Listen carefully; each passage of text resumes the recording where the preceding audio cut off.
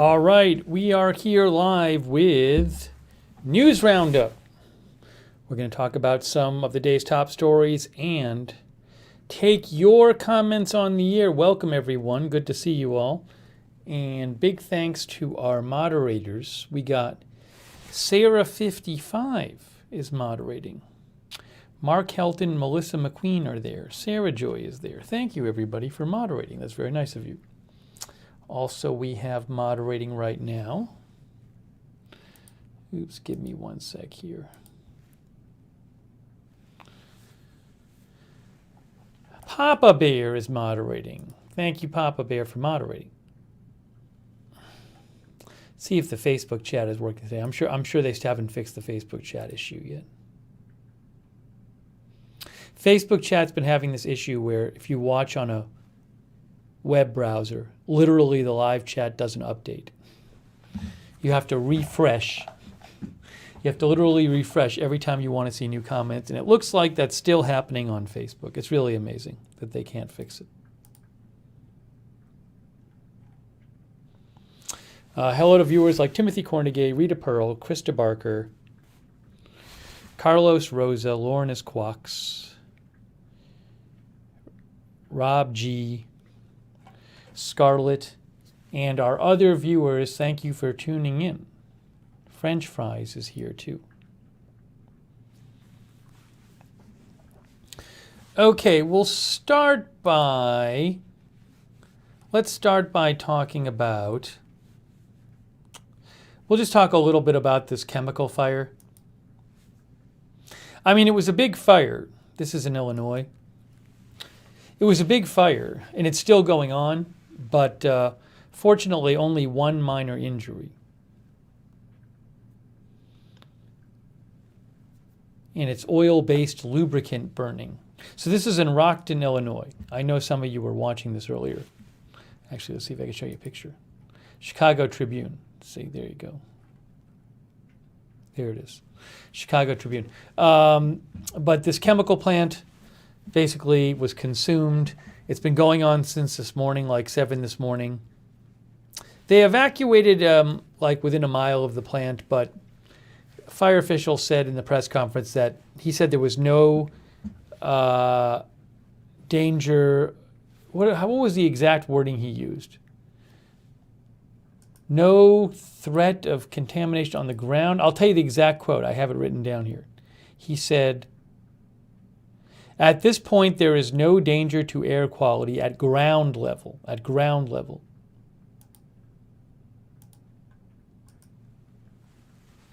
Mark McCoy said, "My sister's friend had to evacuate, staying with her." You can see massive fire that engulfed the Chemtool plant in Rockton, Illinois, could continue to burn in a several-day event. Yeah, they stopped putting water. They stopped putting water on the blaze because I think they were worried that that could be worse for the environment. When firefighters arrived, this is from NBC Chicago, when firefighters arrived around 7 a.m., the fire had already burned through the roof of the building, which houses the Chemtool lubricant manufacturing facility. About 70 employees had evacuated the building before the firefighters arrived. No injuries among employees. That's good.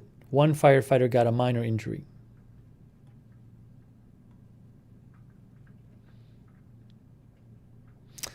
Fire officials said, "At this point in time, there is no danger to air quality at ground level." About blah, blah, blah, blah.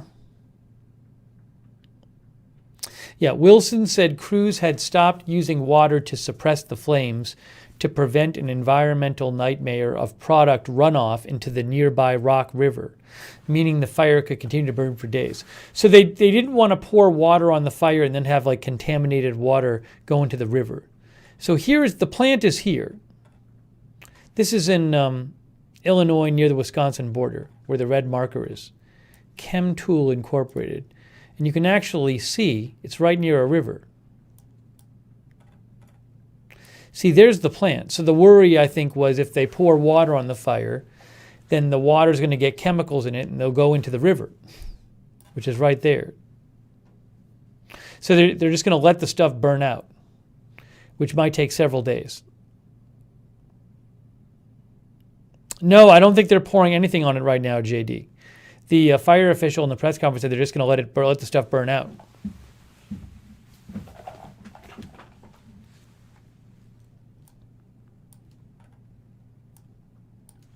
And I believe the building is a total loss.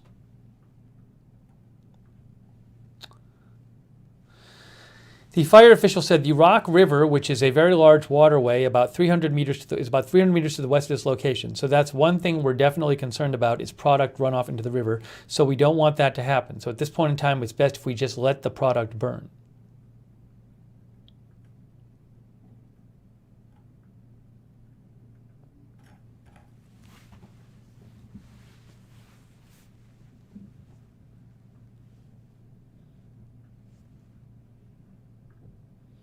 Joanne Gabrielle says jobs for all the town were there. The people are devastated. It's a good point that that plant is not going. I mean, maybe they'll rebuild it there, but it's like destroyed, from what I can tell. See if there's anything different in this.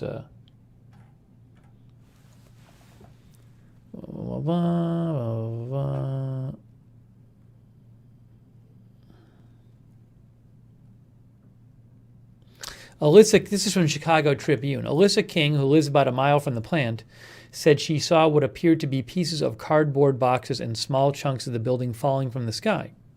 She called the police non-emergency line and was told she got to go. She saw smoldering embers along the roadway, and the air had a chemical smell, she said. The fire official said the building has been completely consumed by the fire. Officials did not know the cause of the fire. Someone in the press conference, one of the reporters asked something like, have you heard this story? Have you heard the report that a worker drove into a barrel or something like that?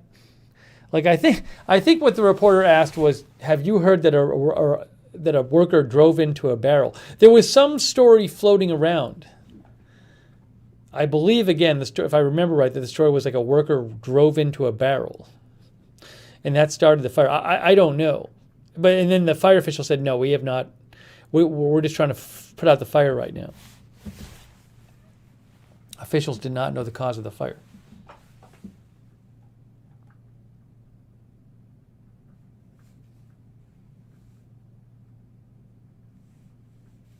And again, the fire official said it's oil-based lubricant that's burning.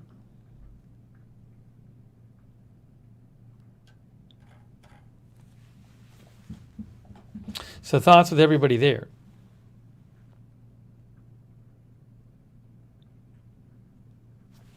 What do they supply? It says here, Chemtool is a major employer in Rockton. Mayor John Peterson said the fire would have a devastating impact on a lot of families. It's not good. The company's website says the core competency for Chemtool Incorporated is manufacturing fluids, lubricants, and grease worldwide.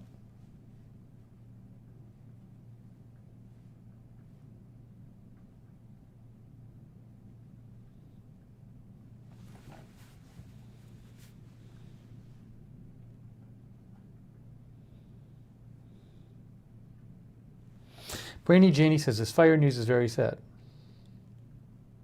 Yeah, Bridge Bannon, we'll talk about ERCOT in Texas. There's no power outage yet in Texas. We'll talk about that. Darth Tater says Chemtool is located in a small village, the primary employer in that area. So here's the area. There's Rockford. There's a lot of people who live in, it's not like super small there. There's a lot of houses in Rockford. Population of there's Rockton and Rockford, I'm sorry.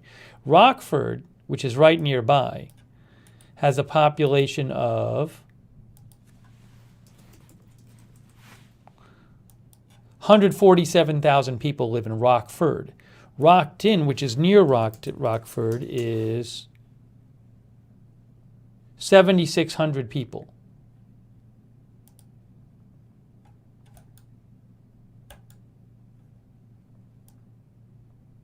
So Chemtool is here. So Chemtool is, about 15 miles outside of No, that's actually close. Chemtool is about 15 miles outside of Rockford. It's in Rockton.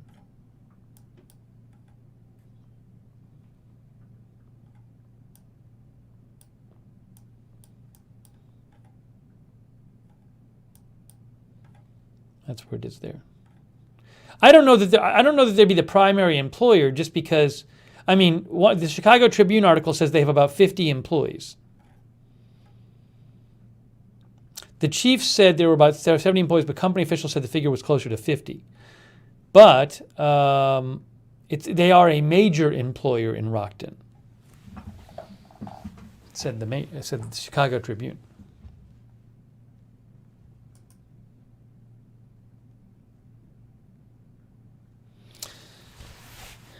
I found Waldo says, accidents do happen. I had a fellow forklift driver forget to put the forks down once, and he almost chopped off my legs. So again, we don't know how this happened. If you do see a report on like how this happened, let me know. But I haven't seen any kind of reporting how it happened.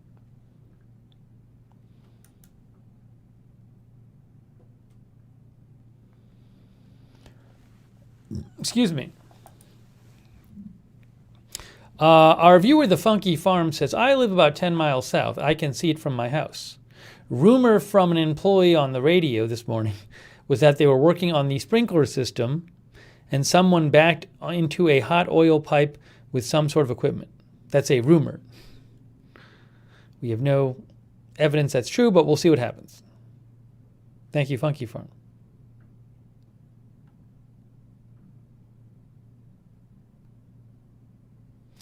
Oh, Funky Farms also says WISN 12 ABC is live.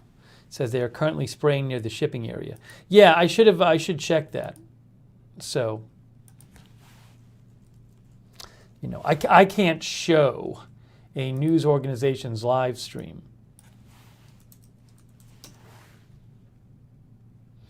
But if you are looking for a live shot of it, they're showing it on WISN. That is true. WISN News. They are showing the fire is still burning. Again, authorities said it could take several days to burn out. Yeah, it's still certainly heavily burning. WISN on YouTube.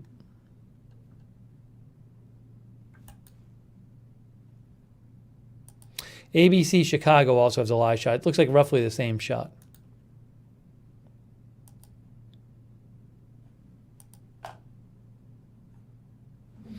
I know there was blankerness. I know there was at least one explosion because I saw a video of it. I don't know how many explosions there were. But again, no injuries, except for one minor firefighter injury. I just don't understand how Facebook can't fit their chat. I have to write them another message. Let me write them a message really quick.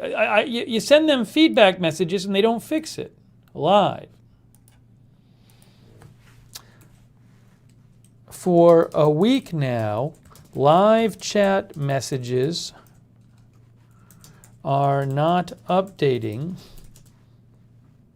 when you watch a live stream in a web browser. You literally have to refresh the browser to see the new messages. Can you please fix this? I mean, it's like, come on, it's not hard. This should not be going on for a week on Facebook that the live chat is broken. Timothy Cornegie says, prayers to those affected.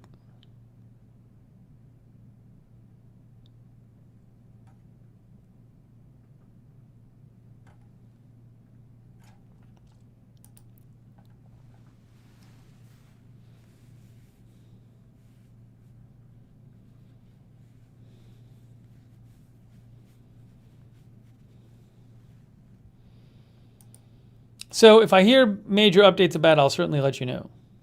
It said they make grease. What is grease like a certain is grease like a certain lubricant? When they say they make grease, what do they mean?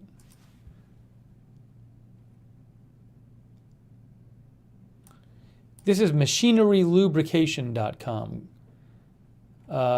The American Society for Testing and Materials defines lubricating grease as a solid to semi-fluid product of dispersion of a thickening agent of liquid, blah, blah, blah, blah. I'm not a chemist. I'm not an industrial chemist, so I don't know. Grease is used when it's not practical or convenient to use oil. Grease is generally used for blah, blah, blah, blah, blah. You can read all about grease as a lubricant at machinerylubrication.com.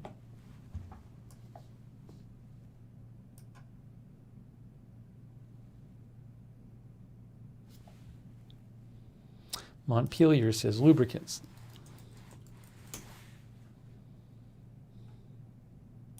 Yeah, here is their website, Chemtool Incorporated.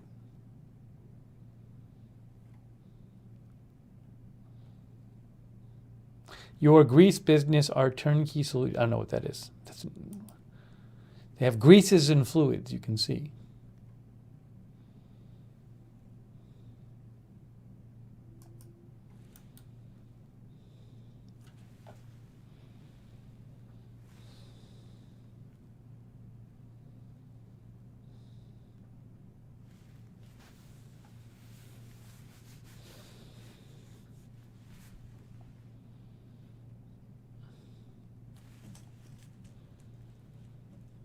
Okay. Let's move on. Again, I'll certainly let you know if I hear updates while we're on the air.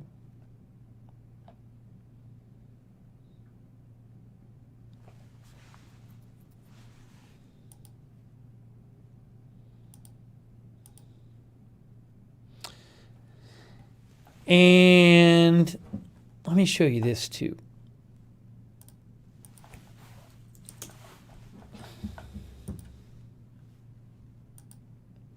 So I haven't even seen this article yet. So there was I want to talk about this briefly next. There was, shortly before I came on the air, I saw a post from PM Breaking News about this, and I looked it up. And there was a shooting at a supermarket in DeKalb County, Georgia, where it began with a dispute over wearing a mask, and then 3 people ended up getting shot. So the article I read in 11 Alive News said that there was a man and a woman who got in a dispute in the supermarket over wearing a mask. Then a witness said the man hit the woman with a gun and then shot the woman. And then a sheriff's deputy who was working as a security guard exchanged fire with the man. But I haven't seen this article yet. I want to see what the Atlanta Journal-Constitution has to say about this. This is at Big Bear Supermarket. A woman has died. A woman has died after she was shot Monday afternoon during an argument over masks at a supermarket in DeKalb County. The suspect, who authorities say shot the woman, and a retired DeKalb deputy who returned fire are both in the hospital. Wow. It was at the Big Bear Supermarket. Wow, the woman was a cashier in the store. The woman was a cashier at the store. Authorities said a man opened fire on the woman who was a cashier at the store after they got into an argument. The argument was over in reference to wearing a mask. Wow.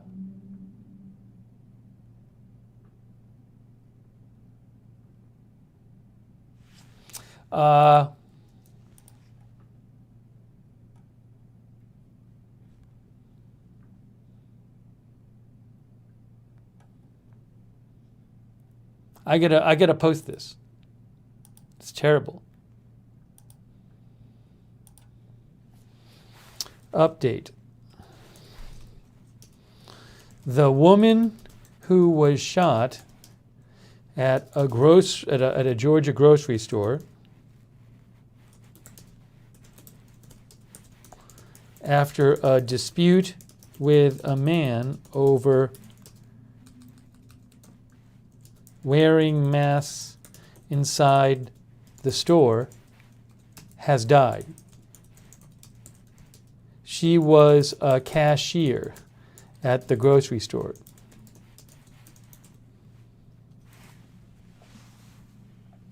terrible.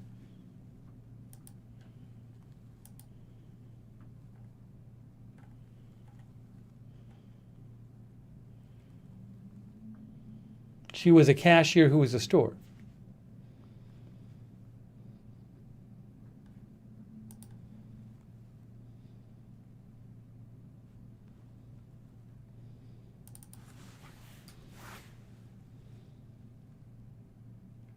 The woman who was shot at a Georgia grocery store over a dispute with a man over wearing masks inside the store has died. She was a cashier at the grocery store. It's terrible. I don't know what the nature of the argument was specifically.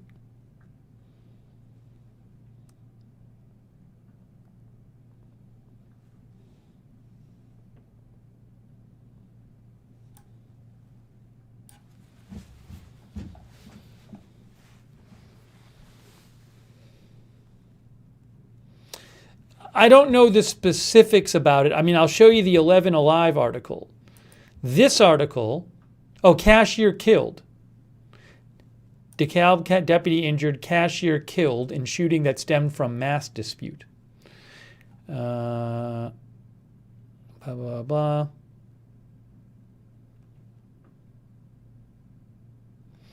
DeKalb County Sheriff Melody Maddox said the dispute started over wearing a mask inside the store. An 11 Alive reporter said there's a sign on the door that says masks are required for service. A witness said a man walked into the store, struck the woman with a gun, then shot her. That's when the deputy, who was working as a security guard, and the suspect exchanged fire. Well, condolences to the woman's family. It's terrible. I mean, you'd assume what the dispute was over was the man not wanting to wear a mask, but I don't know if that's the case. I mean, we haven't heard that specifically reported, but given that the store required mask usage, but who knows, but that would be one possibility.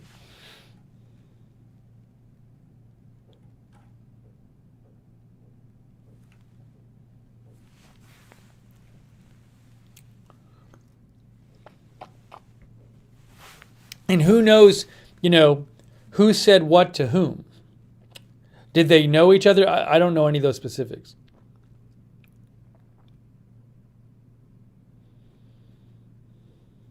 Northern Flicker says, so unnecessary. It's terrible. Condolences again to the woman's family.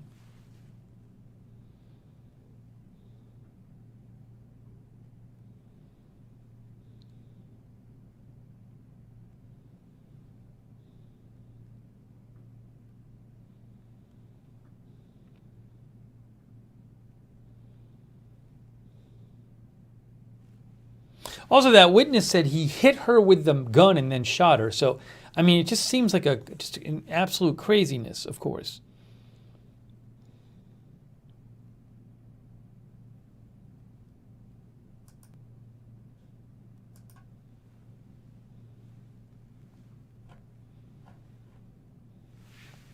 The princess says these confrontations are more and more common.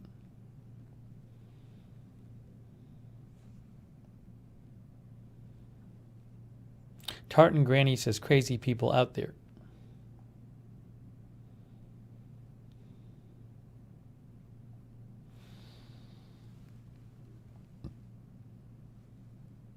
Hang on a second here.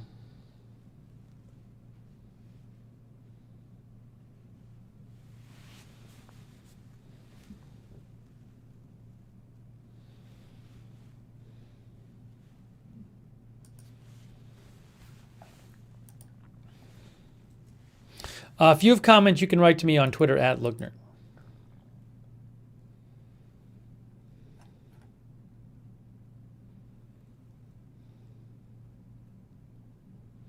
Krista Barker says heartbreaking.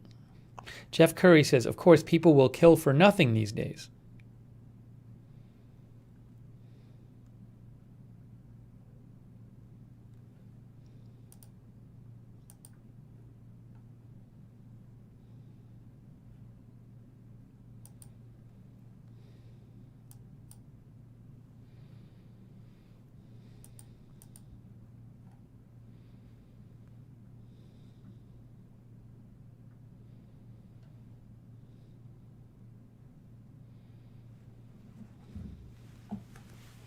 Mark Ryman says, mental illness is a huge problem. I don't know whether the person who the man who shot the woman, who shot the cashier, had a mental illness. I do not know. Franny Banani says, a lady was fighting people at my Walmart last weekend because they were wearing masks.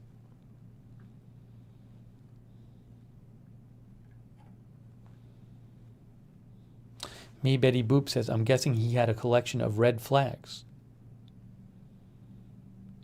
Brandy Jenny says, I hope there was a camera on when the store clerk was shot. That's a good question. Would they have security cameras at this grocery?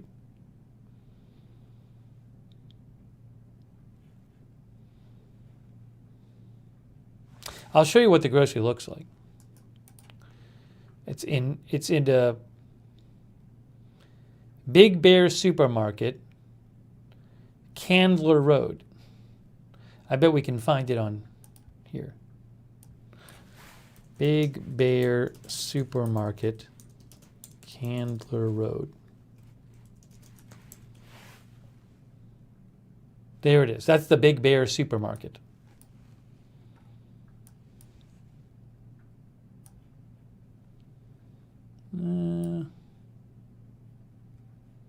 Oops.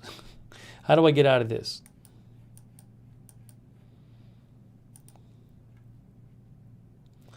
Where did it go? Big Bear Supermarket. There it is. Let's go over here and look at it. Right there.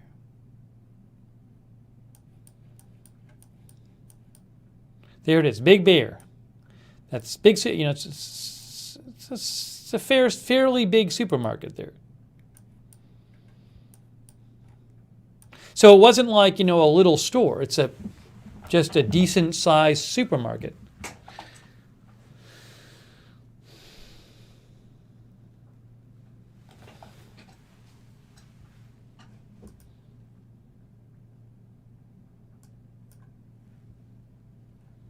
Just terrible. Let me just do a quick check and see if there's any other information on that.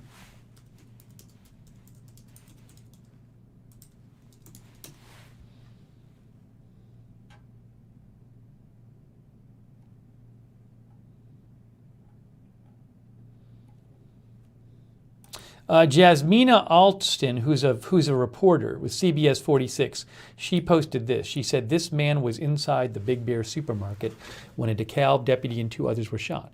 He said the dispute between a man and woman started over a mask. Well, the guy walked in, he just walked up to the lady and just started hitting her with the gun and cocked the gun and started shooting. The officer returned. He says the guy walked in and started hitting, I assume after the argument, he started hitting the lady with the gun and then shot her. I don't know if was he in the store and then he went out to get his gun and then came back in?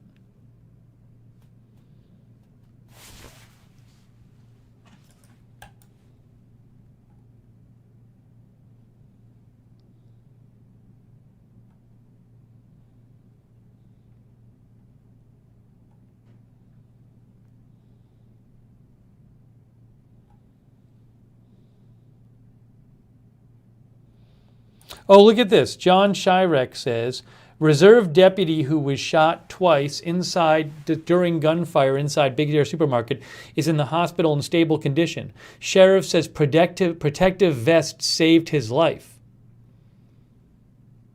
Suspect had issues with store's mask rule. There you go. Suspect had issues with store's mask rule.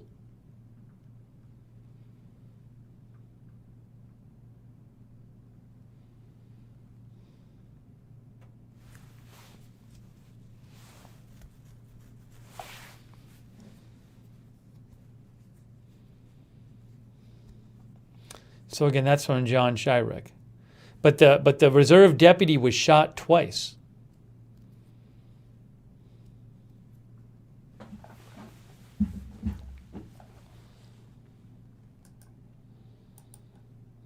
Wow.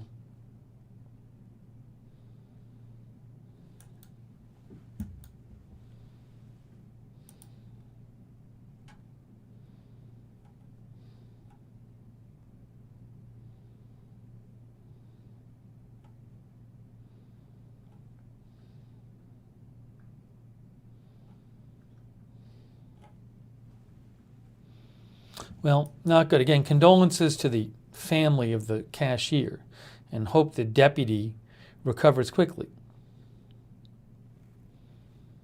Hang on one sec here. Let's do something real quick.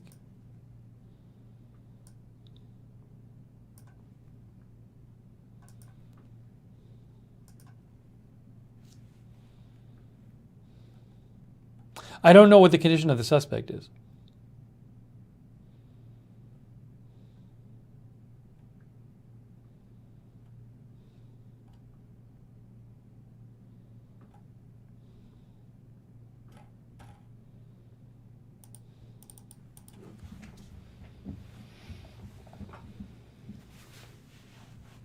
SB says suspect had issues, period.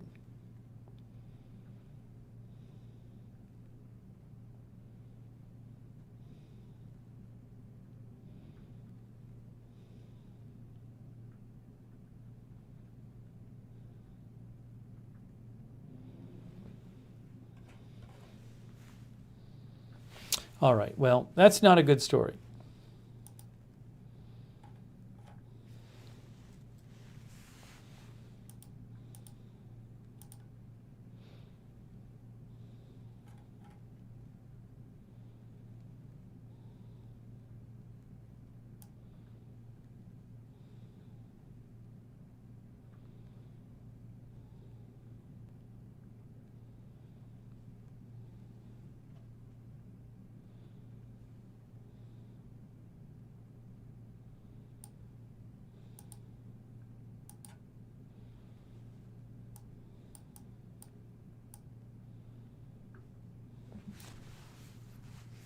Okay, let's move on to the next story. By the way, a couple of our viewers had mentioned, they said they had seen water being poured on something at the fire at the chemical plant. The fire authorities at the fire and chemical plant in Illinois, the authorities had said that they had stopped pouring water on it because they were worried about runoff, chemical runoff, going into the river near the plant. So I don't know specifically where there was water being poured or what was being poured. So a couple of our viewers mentioned it. You can go to WISN on YouTube, and you can see the live shot. So I didn't see the live shot, but maybe there's some area where they were using water and they felt that it was okay to use water there. But the fire, it's supposed to burn for several more days, and it's, again, if you go to WISN on YouTube, you'll see it's still strongly burning, the chemical fire.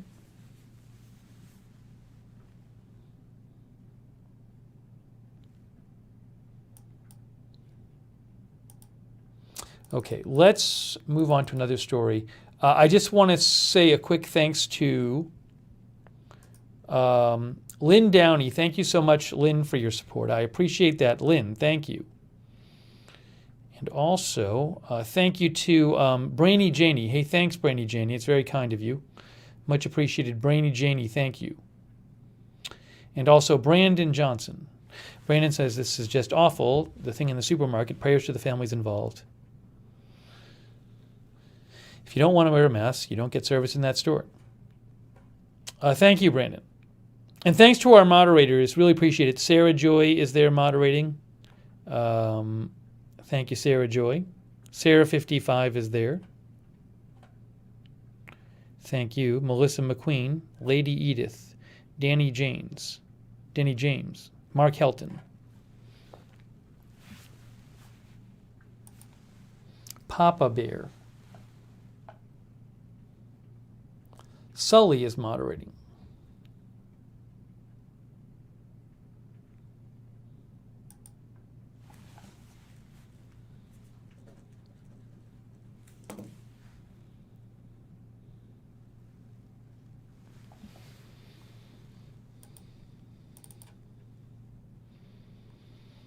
Okay, next I think I want to talk about ERCOT.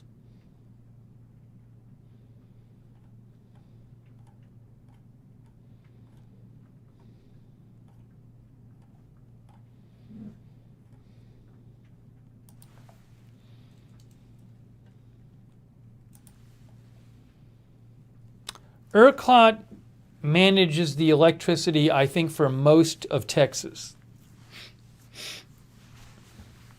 And they issued a warning. So remember in Texas over the winter, there was this incident where power went out for a lot of Texans for several days.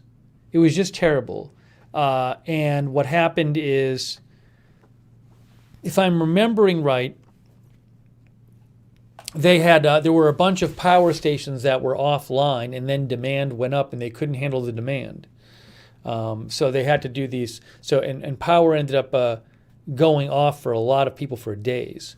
So they warned. There was another warning by ERCOT today, just a warning about demand catching up to supply. Tight grid conditions expected due to high number of forced generation outages. Grid operator requests energy conservation. So hopefully there aren't any blackouts in Texas. The Electric Reliability Council of Texas is asking Texans to reduce electric use as much as possible. Texans, all around Texas, reduce electric use as much as possible from today until Friday. Now, it's not even summer yet. A significant number of forced generation outages combined with potential record use for the month of June has resulted in tight grid conditions. Basically, demand is catching up to supply. Generator owners have reported approximately 11,000 megawatts of generation is on forced outage for repairs. Typically, during a hot summer day, around 3,600 megawatts of capacity would be down for repairs. Today it's 11,000.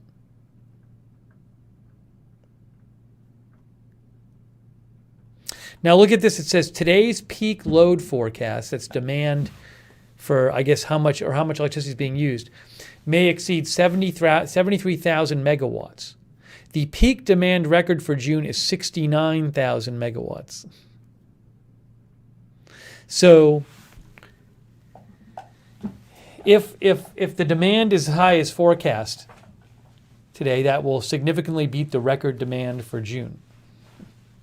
Set your thermostat to 78 degrees or higher. So they're telling people to set their thermostat to 78 or higher. 78. That's all of Texas. They're telling people to do that. Turn off lights and pool pumps and avoid using large appliances like ovens, washing machine, and dryers. They're telling all of Texas this. If you don't need something, we are asking you to turn it off and unplug it if possible. This is till Friday. Let's go to ERCOT and see if they have what's going on with the demand. Oh, we're already there. See, look, right here. Capacity demand. You don't want demand to get too close to capacity. A few hours ago, they were very close. They're still, so you can see the orange is the capacity and the green is the demand. Current demand, 69,000. Operating reserves around 3,500 megawatts. I think if demand gets too close to supply, they start doing like temporary blackouts, I think, because you don't want demand to get too close to supply, because I think you can have a catastrophic failure if demand gets too close to supply.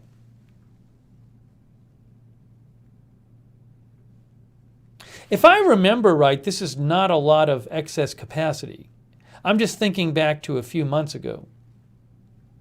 I don't think 3,500 is that much. Let me see if I can find an article about this.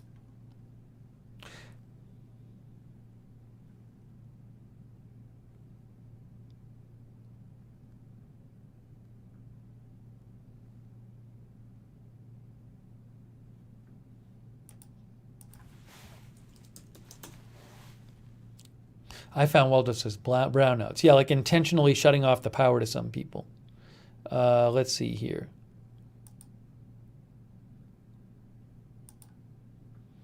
Texas Tribune. Texas grid operator urges conservation as many power generators are unexpectedly offline and temperatures rise. What is the weather today? Dallas weather. 97 there. What's the 97 today in Dallas?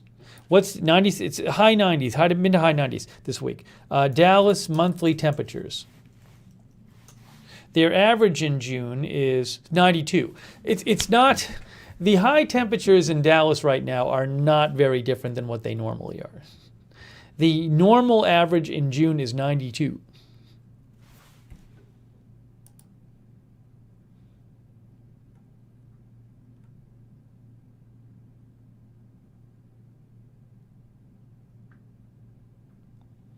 ERCOT said that, so again, a big problem is that there's a lot of plants that are offline right now for repairs.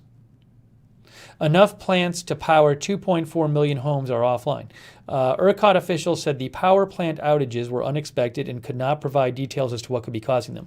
Remember, a big reason for the winter, in winter, when they had the several day blackout for a lot of people, a huge issue was that a lot of power plants had gone offline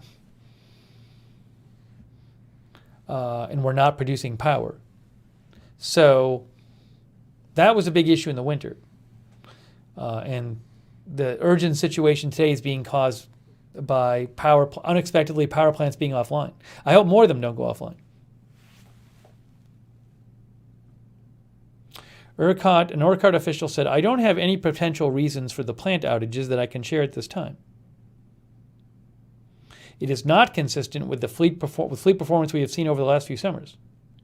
The number of plants that were forced offline today is very concerning," said this ERCOT official.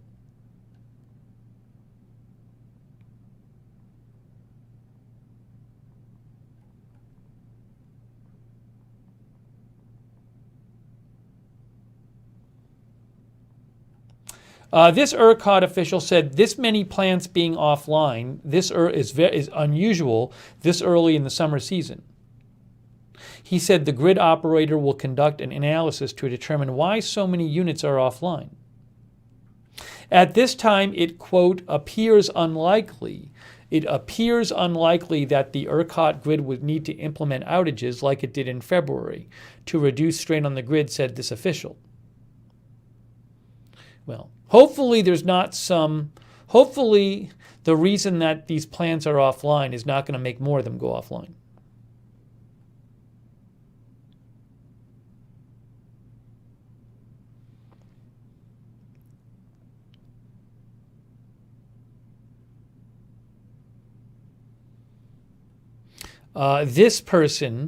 This research associate, Joshua Rhodes, says, power plants have already had a rough year given the February outages that caused damage, which may be causing new complications.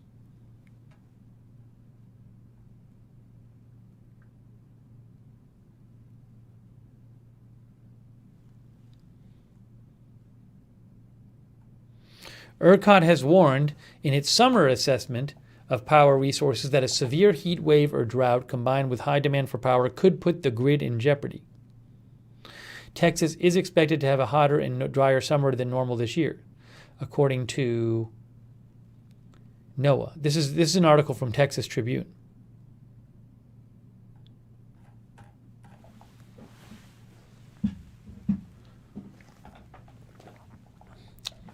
Ann says there were brownout warnings today on TV.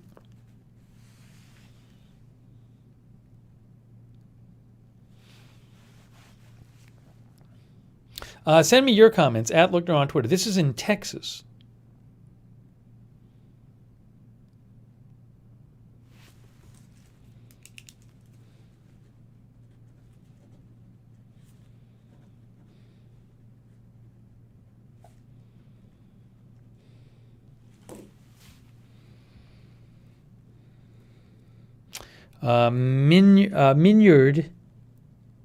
Minyard says it's 99 in Houston.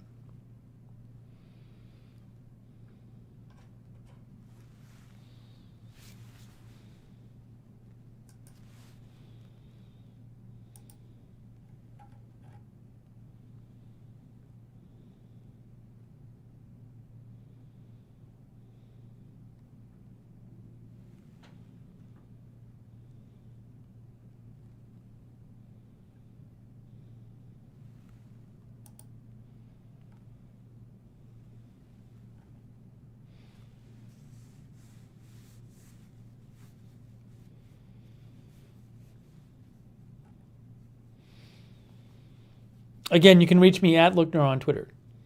Shaggy says, are there any seasons that the Texas power grid can handle?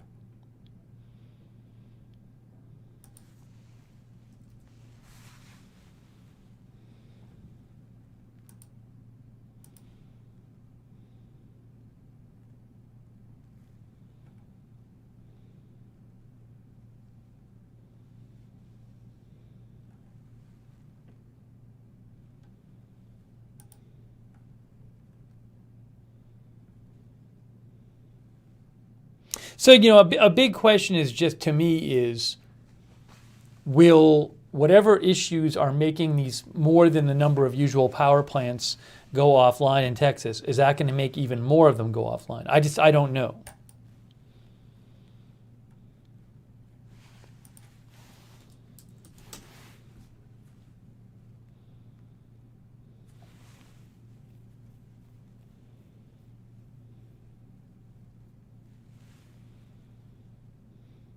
I'll be keeping an eye on ERCOT and Texas power situation.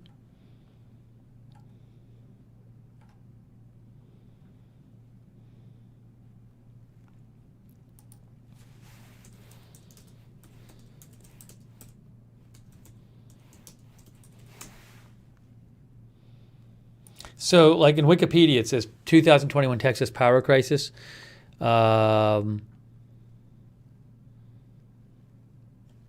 In February 2021, the state of Texas suffered a massive major power crisis, which came about as a result of 3 severe winter storms sweeping across the United States and a massive electricity generation failure in the state of Texas.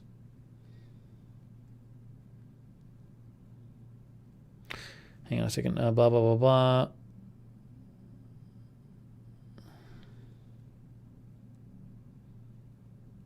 Although the state officials initially blamed the outages on frozen wind turbines and solar panels, inadequately winterized natural gas equipment was the primary cause. So just a lot of power plants failed during the winter weather, so they couldn't produce as much power. They couldn't produce as much power as normal, and then there was higher demand. Anyways, you can read more about that on the Wikipedia.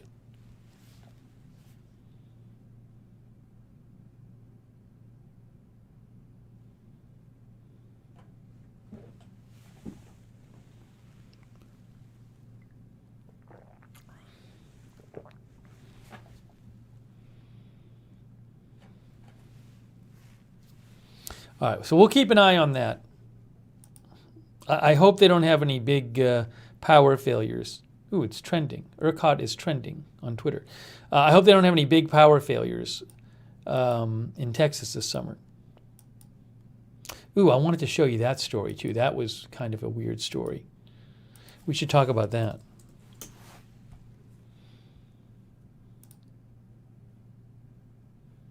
We'll talk about that next. One of our viewers, Ann, said the second suspect was caught in Austin. Is that true, in the Austin shooting?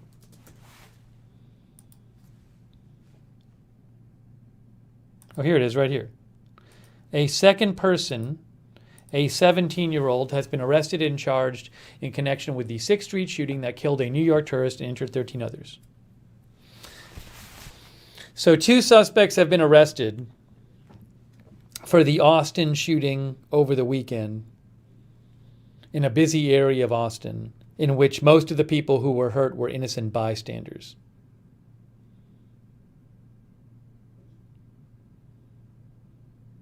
They were looking for 2 suspects, and they've caught 2 suspects.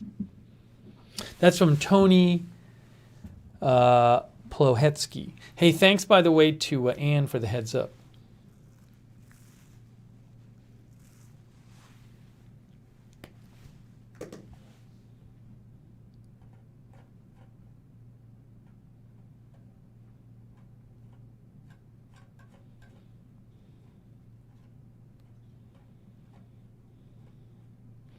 By the way, it's my...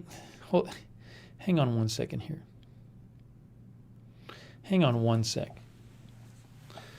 I think somebody made a donation and I missed it. And it's not really displaying properly. Let me just make sure here.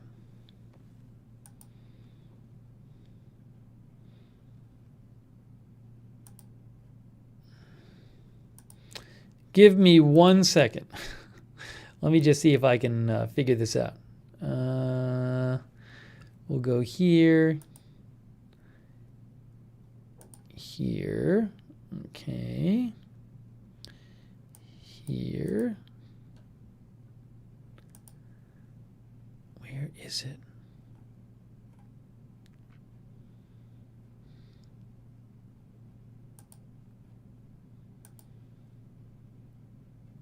Oh, I got it. I got it all. Good.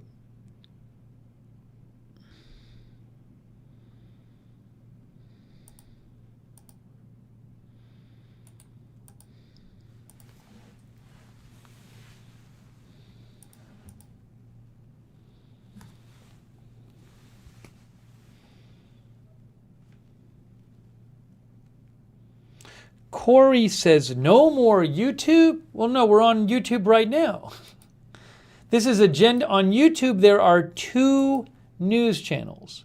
This is on Agenda Free TV 2. That's where I do the news roundups. See, YouTube, Agenda Free TV 2. It's live on YouTube right now, but it's Agenda Free TV 2.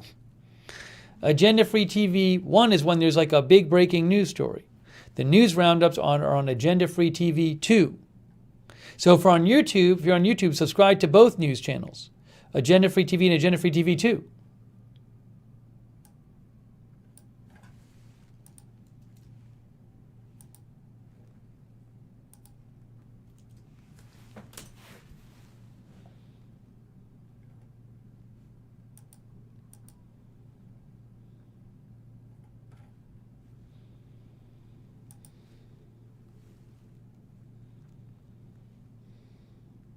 And I'll check out for updates on, hold on a second. Here's an update from Austin American Statesman. Second subject arrested in Austin's 6th Street shooting. A 17-year-old has been arrested, second suspect. Okay. Another suspect arrested earlier is a juvenile. Investigators have not released a possible motive or described what may have prompted the gunfire that caught victims in the crossfire. 25-year-old Doug Cantor died from injuries. He had recently completed graduate school and was soon to be married. Terrible. Sounds like maybe a dispute between a couple people.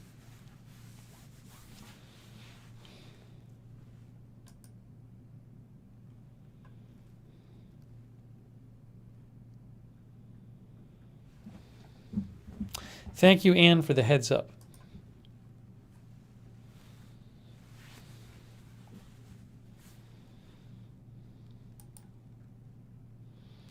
All right, next story I want to talk about.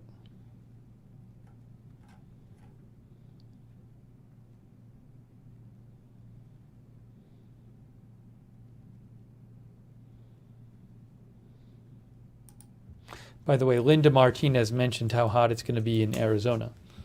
Yes, just as an example, I think it's normally really hot. Excessive heat warning, central Arizona. 113 there now. It's supposed to be the next few days in Arizona, 119, 118, 118, 116, 118, 118, 115, 113. This is in Phoenix. Dangerously hot conditions in effect until 8 p.m. Saturday, central Arizona. Afternoon temperatures 111 to 119. Very high heat risk. This is National Weather Service.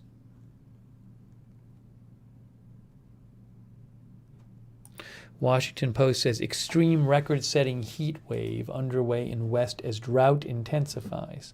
Some spots could hit 120 degrees. This is from Capital Weather Gang.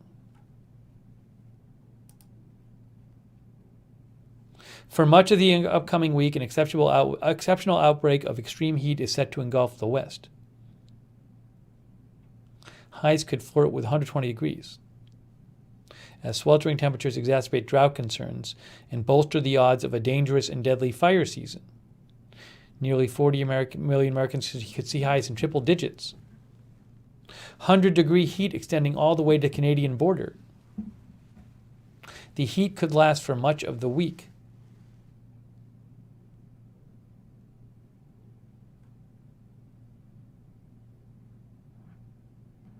Triple-digit heat as far north as Montana on Monday.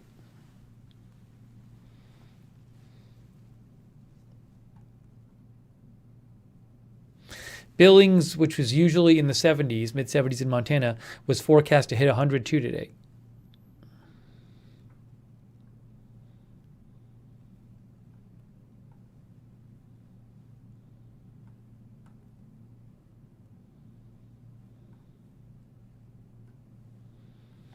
Exceptional heat in the southwest on Tuesday through Saturday. By Tuesday, the heat will expand as far west as downtown Los Angeles, where 100 degrees is in reach. But the most extreme heat will target the desert areas to the east, where it will persist for days. All of SoCal, away from the immediate coastline, as well as southern Nevada, most of Utah, and southern and western Arizona, is blanketed by heat beneath excessive heat warnings. Phoenix will be 116 to 118 high temperatures Tuesday through Friday, which would break daily records. By midweek, it's possible that overnight lows in parts of Arizona, including Phoenix, do not drop below 90 degrees, a grave danger for those without adequate cooling options.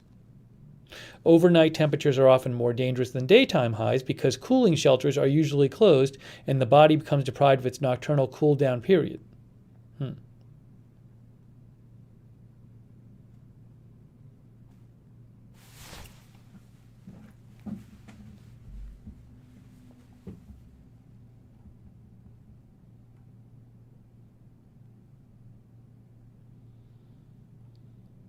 The alerts for excessive heat overlap with red flag warnings for extreme fire danger in many areas, including parts of California, southern Nevada, a bunch of central and western Utah, and central Montana.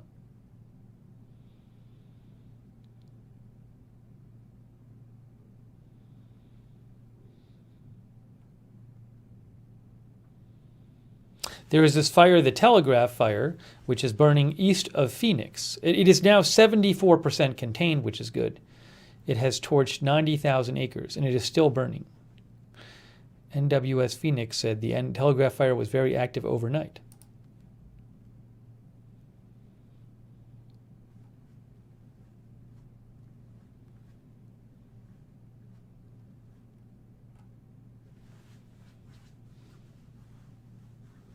There is also an ongoing mega drought that has swallowed most of the West.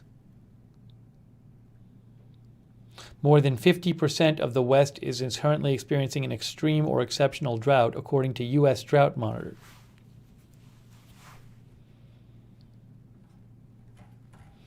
Okay, so that's something to keep an eye on as well. Sonic, thank you, Sonic, for your support. Sonic says, smoke from a nearby fire is keeping us a bit cooler in Phoenix, but the air is terrible.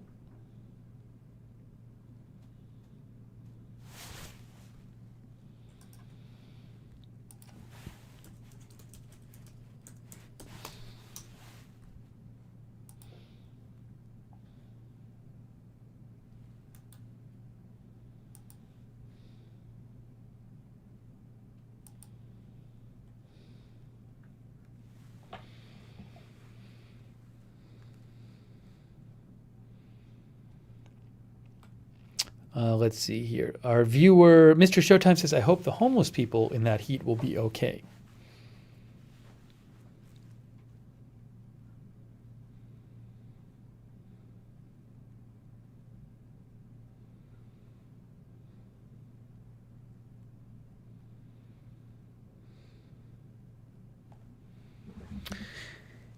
Is it Kip?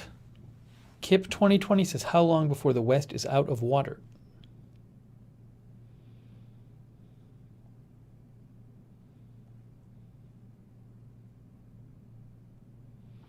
Starfire 3 says, window ACs are pretty affordable now. It saved my life last summer. Can't imagine living without one.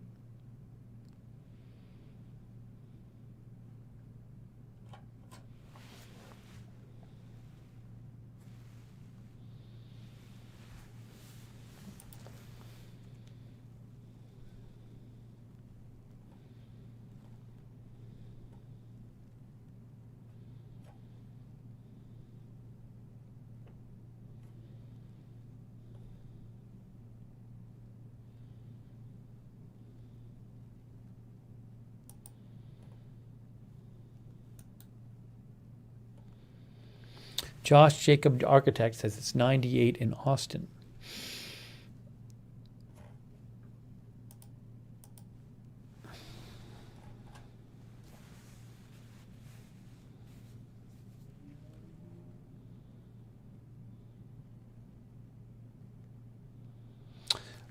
iBash says, I live in Phoenix, Arizona. It really isn't that bad. Wait until 120 plus.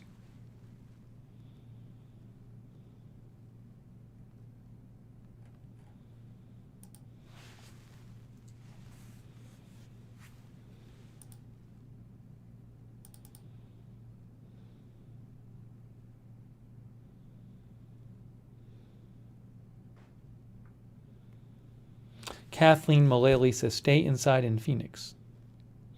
Martine says, what about the nuclear reactor in China? I'll talk about that, but from what I'm seeing about the nuclear reactor in China, as of right now, it doesn't look like it's like going to melt down or anything. I mean, what I've seen is, we'll talk about this in a second, not right this second, but basically the French company or companies that work with the Chinese are saying they don't think it's going to be a big problem.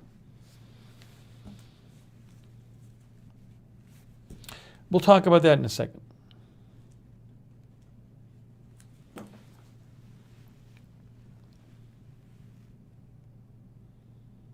And Aries mentioned the tropical situation, but I mean, there's two possible tropical depressions the NHC is tracking, but one of them is supposed to go out to sea, and the other one is not supposed to. I mean, from the predictions I've seen, most predictions say it's not going to become a hurricane. So I'll look at that real quick too.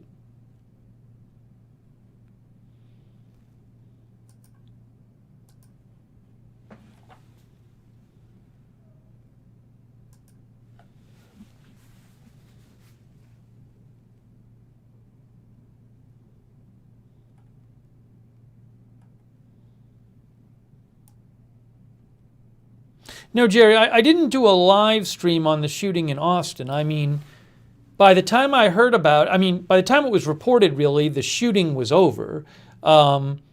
It sounded to me like it was a dispute between people. It didn't sound to me like it was someone who, had just started opening up firing on random people. And it's just, we can't cover every shooting.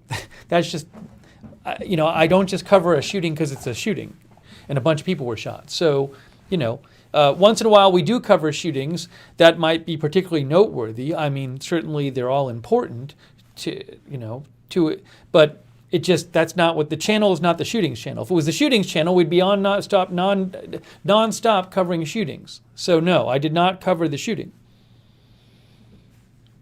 live.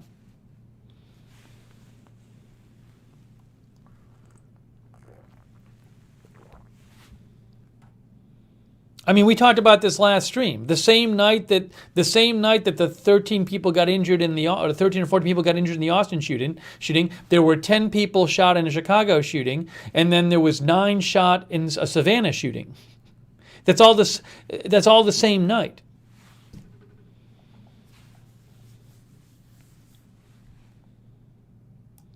Hey, Jeff Curry, thanks for the Facebook stars, Jeff Curry. I very much appreciate that. Thank you, Jeff.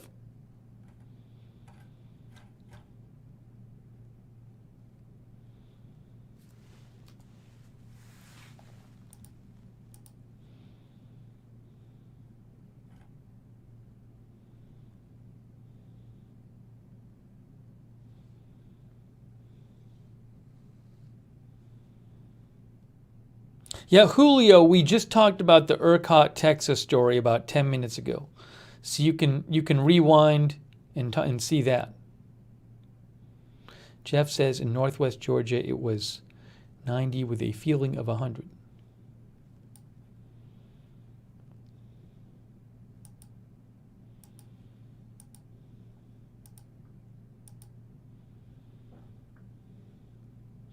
I'm going to quickly talk about the tropical situation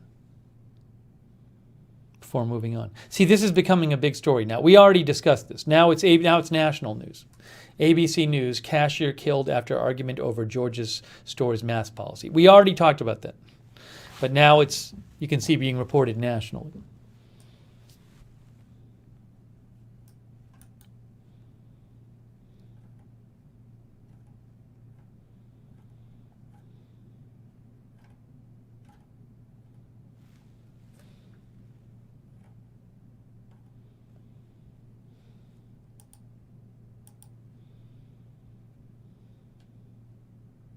Yeah, so just in terms of, there is a tropical depression, but there is now a tropical depression off the U.S. coast, but that's supposed to be going out to sea. So a tropical depression is formed off the U.S. East Coast, but look, this is from National Hurricane Center. Forecast. It's not going, that's where it's going.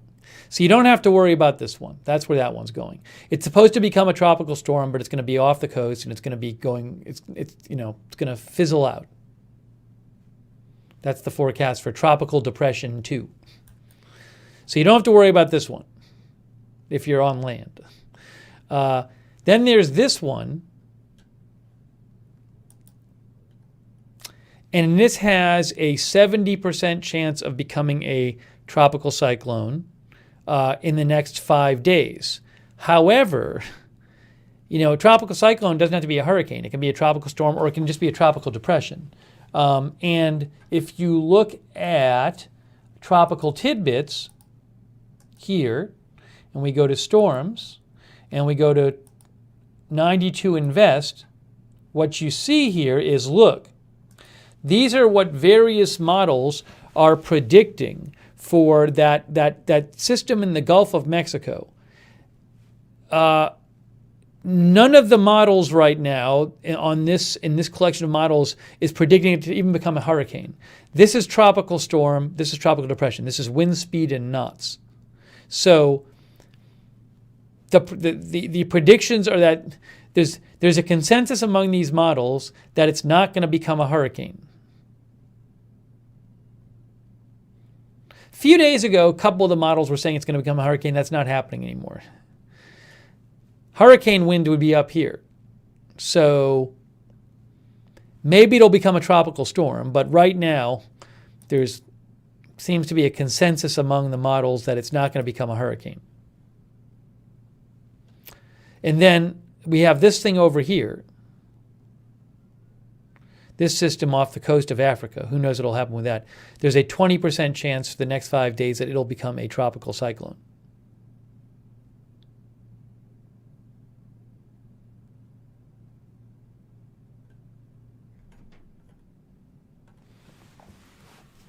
So no big hurricane threat right now.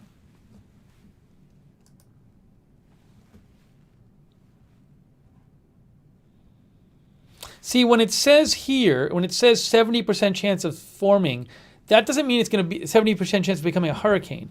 It means 70% chance of being a tropical cyclone. A tropical cyclone can be either a tropical depression, a tropical storm, or a hurricane, depending on how fast the wind is. But that's all it's saying. It's saying 70% of it becoming a tropical cyclone. But that doesn't mean it has to be a hurricane or a tropical storm. It could have even less wind speed than a tropical storm.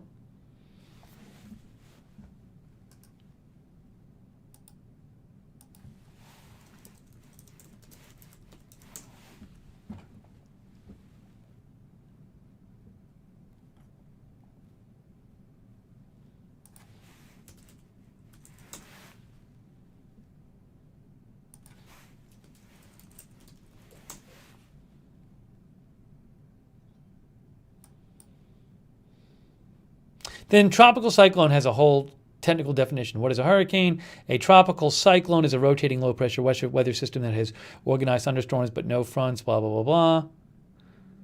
But they can have, tropical cyclones can have max sustained surface winds. It can be, if it's less than 39 miles an hour, it's a tropical depression. If it's 39 to 74, I think it's called a tropical storm. And if it's 74 or above, it's a hurricane. When a storm's max sustained winds reach 74, it's called a hurricane. So,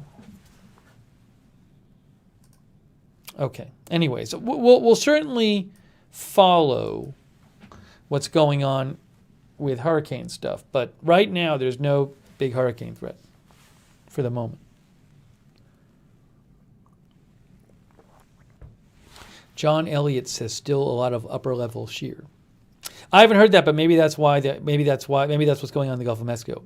Wind shear is an enemy of strong hurricanes, an enemy of hurricane formation.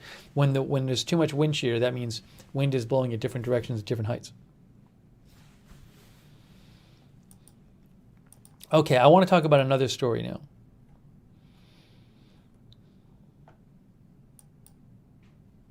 You can reach me on Twitter at Looknerd.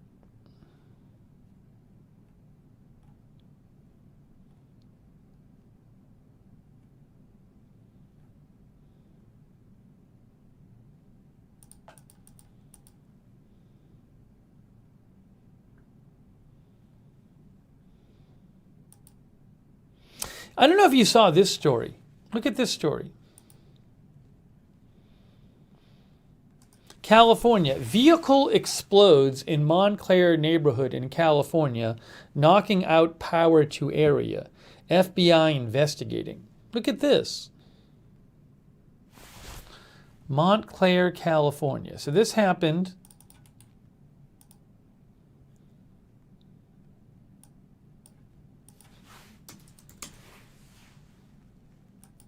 San Bernardino County. This is east of Los Angeles. That's Montclair. Okay? Look at this. Hang on one second. Look at the headline for a second, and then I'll talk about it.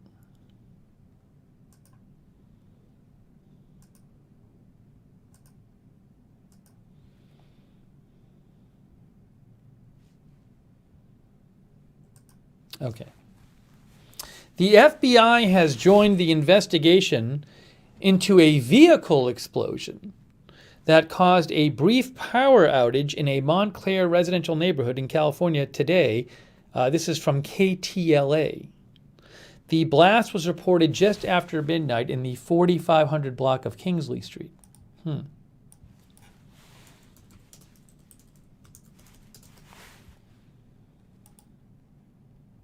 This is Kingsley Street here in Montclair. So just to show you what we're looking at here, if we go down here, somewhere on this street, just a residential area. That's the area right there, okay?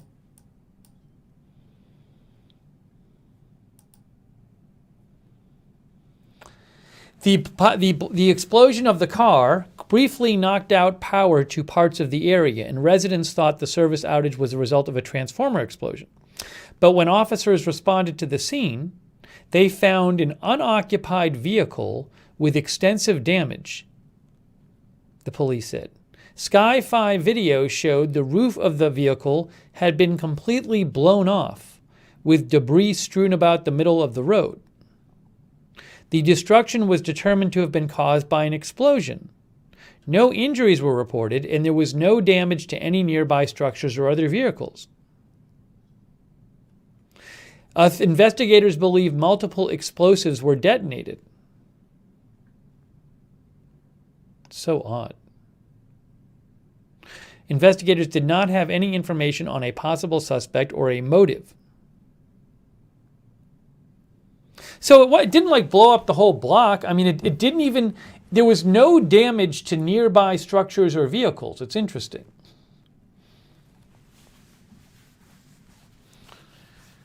Darth Tater is thinking about it being a hit on someone. I wonder if, was it supposed to send a message to somebody? Starfire, we talked about the chemical explosion at the start of the broadcast. You can rewind and check that out. GK says, how bizarre. Shrubby says, illegal fireworks in the car?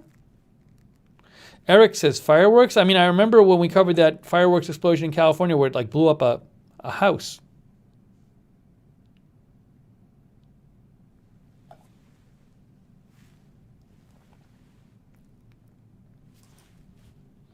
Let me know your thoughts on this. I'll see if there's any other information out there on this.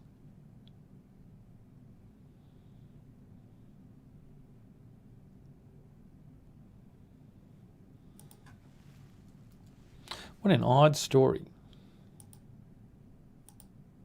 Melissa McQueen says, this is odd.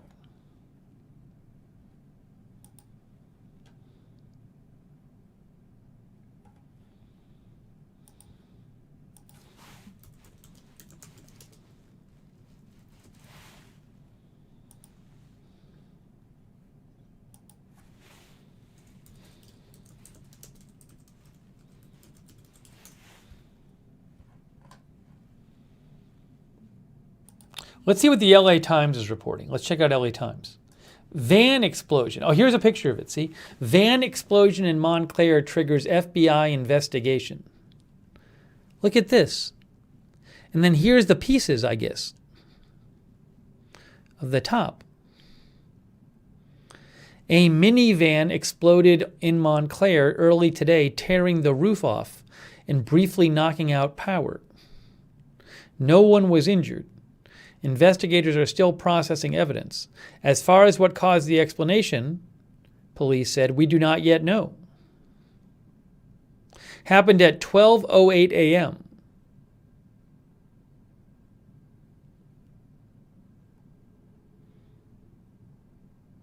There are no leads on suspects or motives.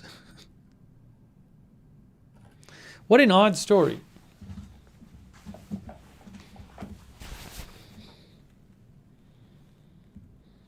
As John Elliott says, the other article said police believe there were multiple explosives used. I don't know what to make of this.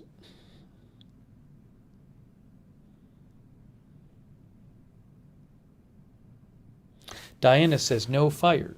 Yeah, there was no fire reported, I don't believe.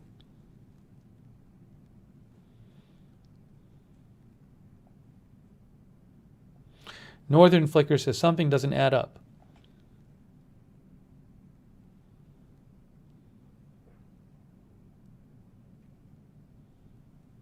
The power only went out briefly. I don't think it briefly knocked out power. I don't know what the story with that is.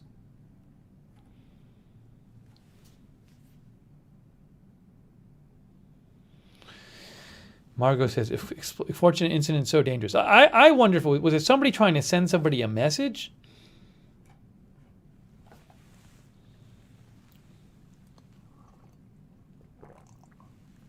Darth Tater says, looks like someone was sending a message.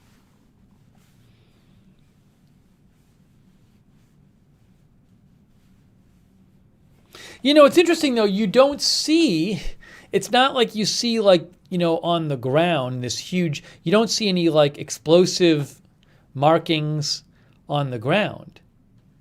It's kind of it was, like, powerful enough to, like, blow the roof off, but it didn't damage nearby cars, and you don't even see, you know, like markings on the ground. Doc says it's right under a transformer that would cause a brief disruption. I don't know. I mean, here, I don't know enough about electricity to know about this. Like this.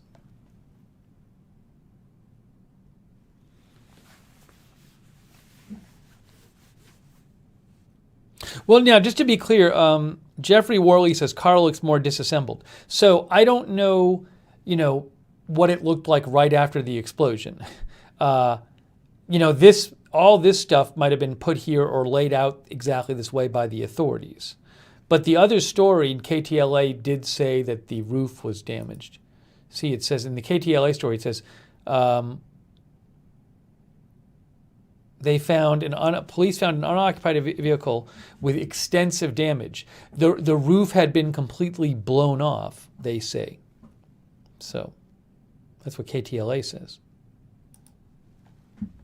GK says there are no transformers on that pole. See, Michelle Sparks says no black marks on the ground.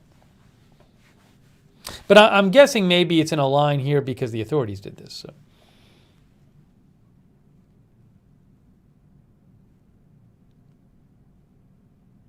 Northern Ricker says nothing is burnt or scorched, maybe shockwave damage.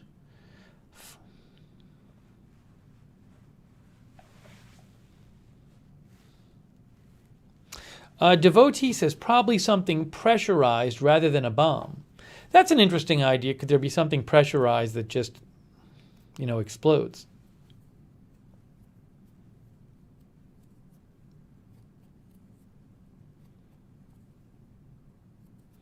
Sean TV says, I'm going with guerrilla filming. Permits are super expensive. Do you think that there would have been something involved with the filming, Sean? That would have exploded? Diana says, looks like pressure rather than bomb.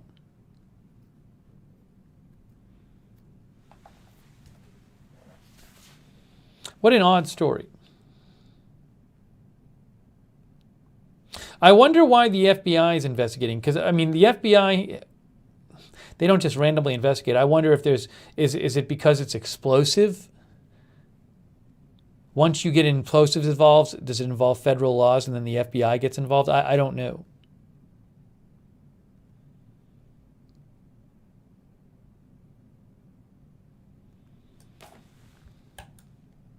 It's just an odd story. NBC Los Angeles says FBI investigating explosion that destroyed vehicle, knocked out power in Montclair neighborhood. There's really no information there. It's the same information in every story. CBS LA. Looks like the exact same.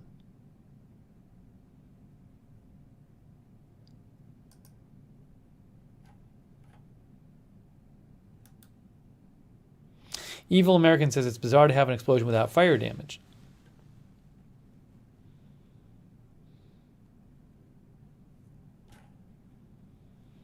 I'll let you know. I'll keep you posted if I hear more. Sean says, I've seen weird stuff like this in the past in the LA area, and sometimes it's guerrilla filmmakers making a movie on a low budget doing illegal things.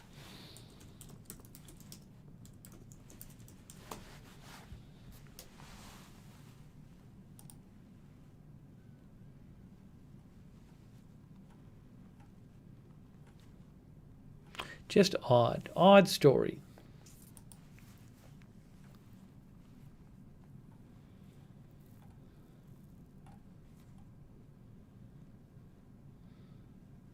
Josh Jacob Architect says, was it like the guy in Nashville, the 5G guy? He was referring to the Nashville explosion that blew up on Christmas. Well, that was that was when a guy loaded his RV with explosives and parked it on a street in Nashville, and then he put there was a recording in the van in the RV that said, "Get away from this RV! It's going to explode! Get away from this RV!" I forget exactly what it said, and then it exploded. But that was a much stronger explosion. That explosion did extensive damage to buildings like across the street and down the street. That was a much stronger explosion than this one was.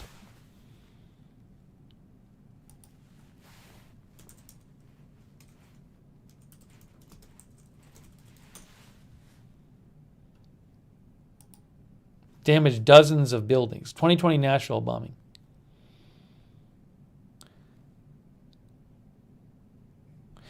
It injured 8 people and damaged dozens of buildings. So there was significant damage. Like, it took out walls of buildings, big buildings, several stories high. So that was a very different explosion.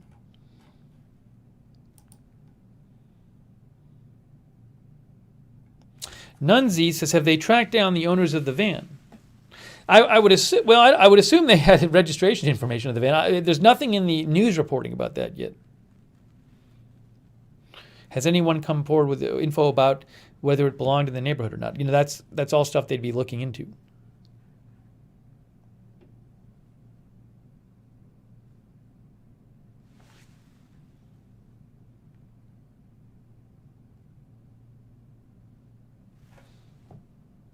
Just not a common story, you see.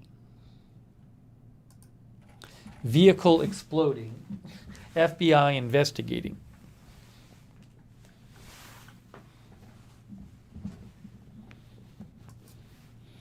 Ann says, looked like a well-controlled explosion. It's an interesting idea some of you had, that it was like something kind of, maybe something pressurized, maybe something accidentally exploded in the van.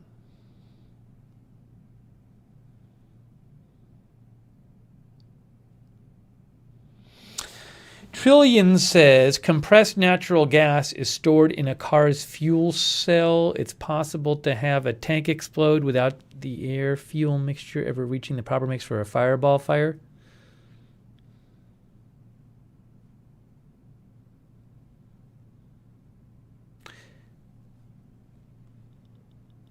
Compressed natural gas is stored in a car's fuel cell?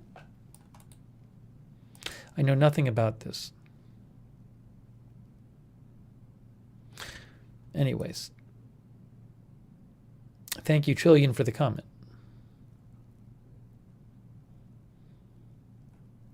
On the sidewalk guy, we we talked about the ERCOT story about 20 minutes ago. So rewind the broadcast. You can see it there.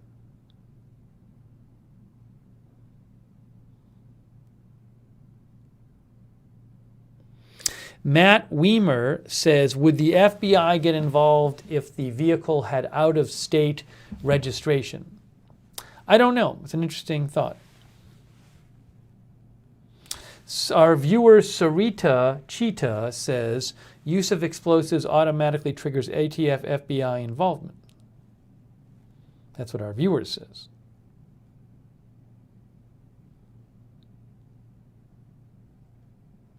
C. Swigum says, could be like a pressure cooker thing in which no fire was involved.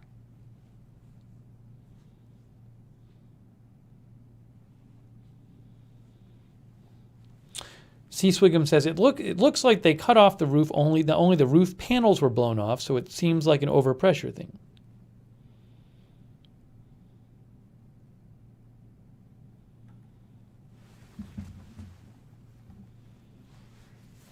Well, I will be on the lookout for more updates on that.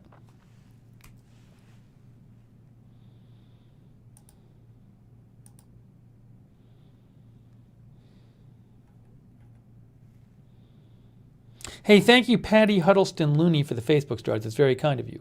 Hello, Duster Singer. Thanks for watching there on Facebook, Duster Singer.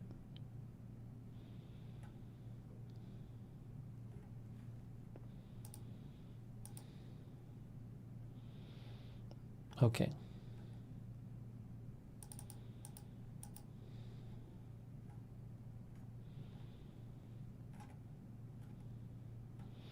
Let's move on to the next story. Shall we move on to the next story? I want to talk about this this China nuclear plant story. I see a lot of anxiety out there about it, a lot of alarmism.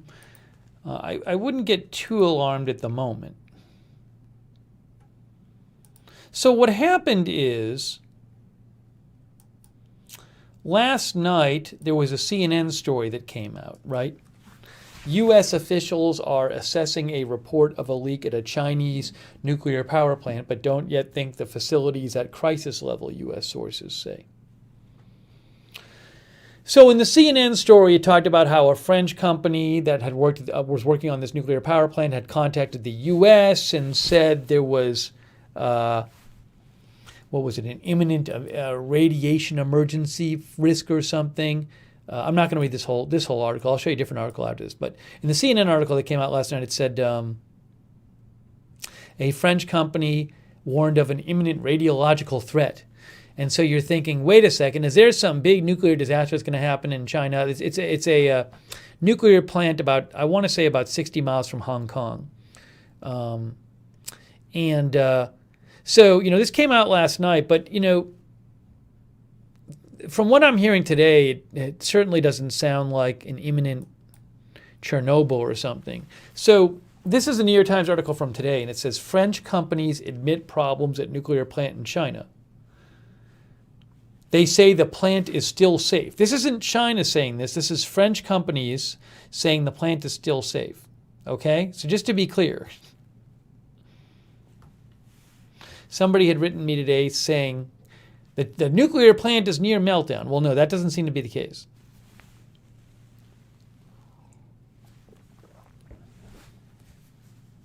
So let me just show you some of this article. This is from New York Times. Unusual activity in a nuclear power reactor in China has drawn international attention as two French companies involved in the plant acknowledged problems but said that they could be handled safely. The companies were responding to a report on CNN, as I told you, the CNN report, that said one of the companies had sought help from the United States, citing a, quote, imminent radiological threat at the Taishan nuclear power plant in Guangdong province. EDF, France's main power utility. This is not some little company. France's main power utility, which is part owner of the power plant in China, said certain gases had accumulated in the water and steam surrounding the uranium fuel rods at the heart of the reactor. But it said the reactor had procedures for dealing with such a buildup of gases, which is described as a known phenomenon. Okay? That's from France's main power utility. That's not like some like two-person company working in China. That's France's main power utility. Also, an affiliate of EDF, another French firm, Framatome, which built the reactor, which built, I guess, the reactors at the plant, said there had been a performance issue, but that the plant was operating within its safety parameters.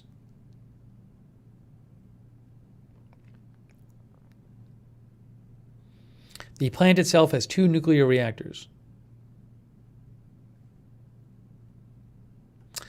Patrick Regan, a nuclear scientist in the UK, said the difficulty described by EDF appeared to be a leak of gases from one or more fuel rods into the water and steam that surround the rods in the heart of a reactor.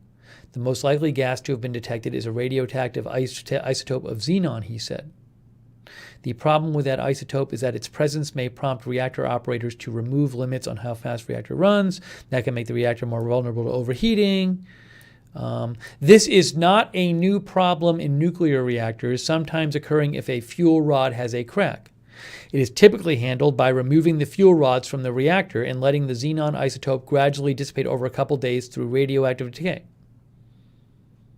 The other option is to keep the reactor running instead of replacing the fuel rod and venting traces of the xenon gas from the reactor into the atmosphere. Anyways, so without getting too much into the technical details here, what I'm seeing here doesn't sound that worrying to me right now. It certainly does not seem like a major disaster is imminent, because you're getting these quotes not just from China, but from French companies, including France's main power utility, France's main power utility. So it sounds like an issue that other reactors have had. So, you know, I am not personally super alarmed at this right now, given what I've read.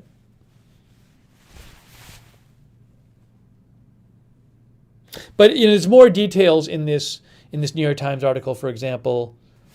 And they talk about the possibility, there's been discussion that maybe China didn't want to shut down the plant to make the fix. So instead of shutting down the plant, they they vented some of the gas, which is something that has been done at other plants before, but I guess it's not really done in the US anymore.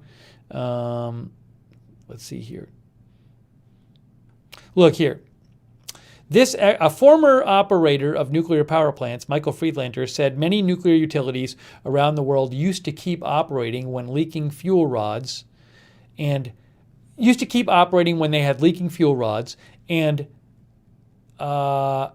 occasionally vented xenon gases. But that ended in the West in the 1990s as utilities sought to minimize even trace releases of radiation, partly to protect their own workers.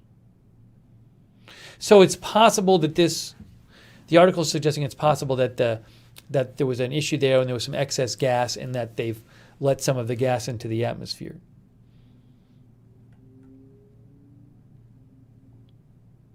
Regulators around the world give each reactor a small annual allowance of radioactive releases. Venting can allow the reactor to continue operating, but may trigger regulatory reviews.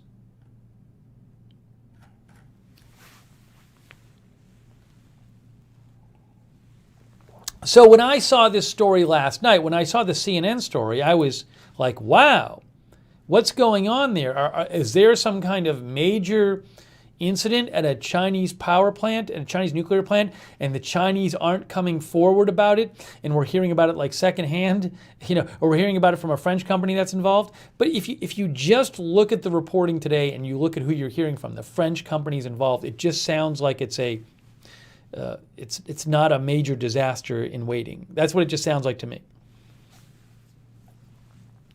Now, Ann M. says our satellites can detect radiation.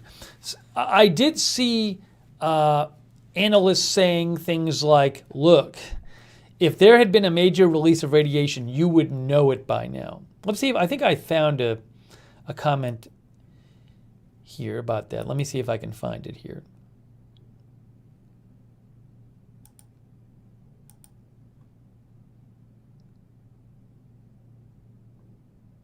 Yeah, Jerry Doyle, who's with Reuters, he said last night, radiation leaks tend to send off all kinds of tripwires globally. That hasn't happened in this case, as far as I know, so don't start packing for the wasteland just yet. He said lots of countries and organizations monitor for this kind of thing, mostly to keep an eye out for illicit weapons testing, but a power plant radiation release would definitely register. So, we have not had any kind of international organization say, oh my gosh, we detected a huge release of radiation at this power plant.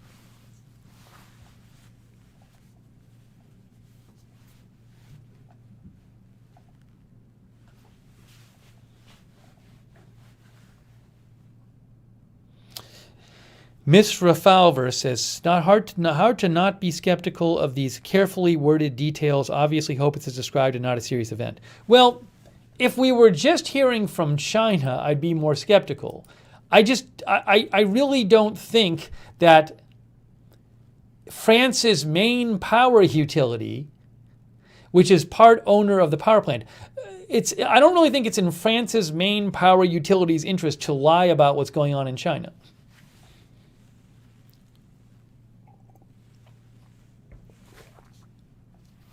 Are the French on site? I believe they are.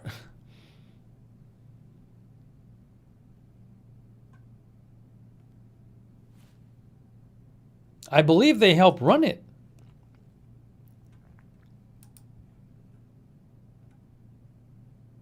Yeah, the CNN article says a French company partly owns and helps operate the plant.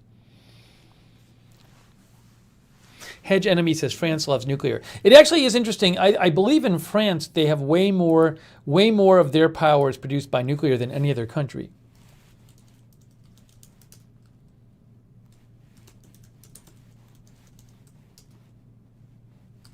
Let me look this up. I think like 70% of something.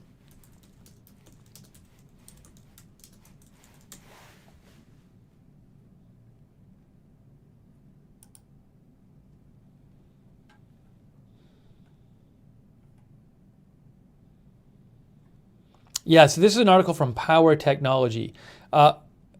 Nuclear generates roughly 70% of its electricity. Nuclear power generates roughly 70% of the electricity in France. That's the highest share of nuclear power in total power production. I think that's by far. I think the US is around 20%, and I think China is around 5%.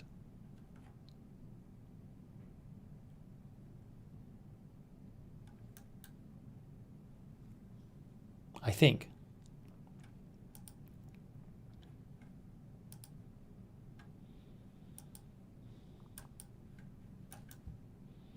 Anyway, so hold on a second here.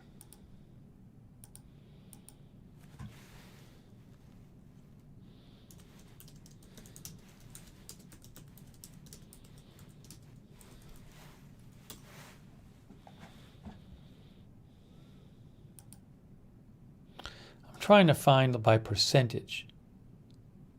Oh, look, it's actually Slovakia. This is from NEI, nuclear. What is this? What is NEI? NEI, Nuclear Energy Institute or something? Doesn't even say. Doesn't even say what it is.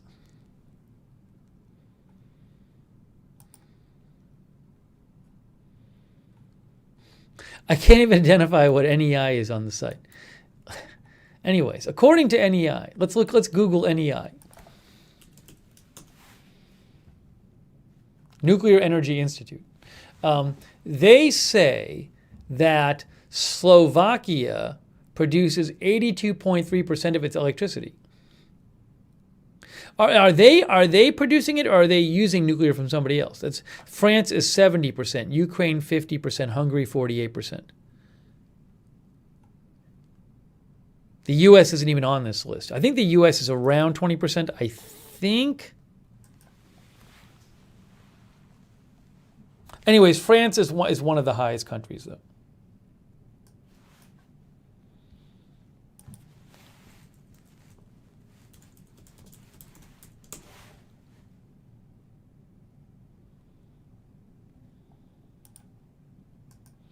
Nuclear energy in Slovakia, Wikipedia. See, this says in 2018, nuclear power produced approximately 55%, not 80%. This says 55% of the country's electricity. That's according to Wikipedia, so who knows? But they clearly use a lot of, a good amount of their power is nuclear. Okay, let's see here. John Elliott said this happened over a week ago. Well, it's the articles talked about like a venting of gas that happened like I think maybe in April. If I have it right. Where is it here?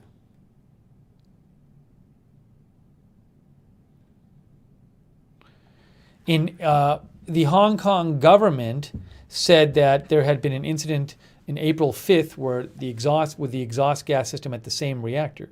The incident resulted in a tiny release of gas, but the details of which gas were not disclosed. So I don't know if that's connected to what's going on now with gas there, but we don't know the exact timeline of everything and what we don't know all the details, certainly. The specifics of the gas and what's going on, we don't know.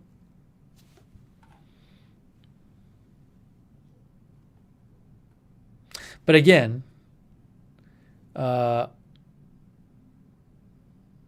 two French companies involved in the nuclear plant in China acknowledged problems but said they could be handled safely.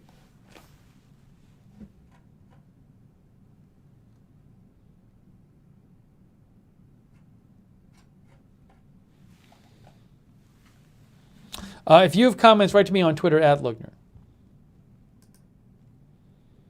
So I would suggest don't be overly alarmist too early about the China nuclear plant news. Well, hang on one second here. Just give me a second.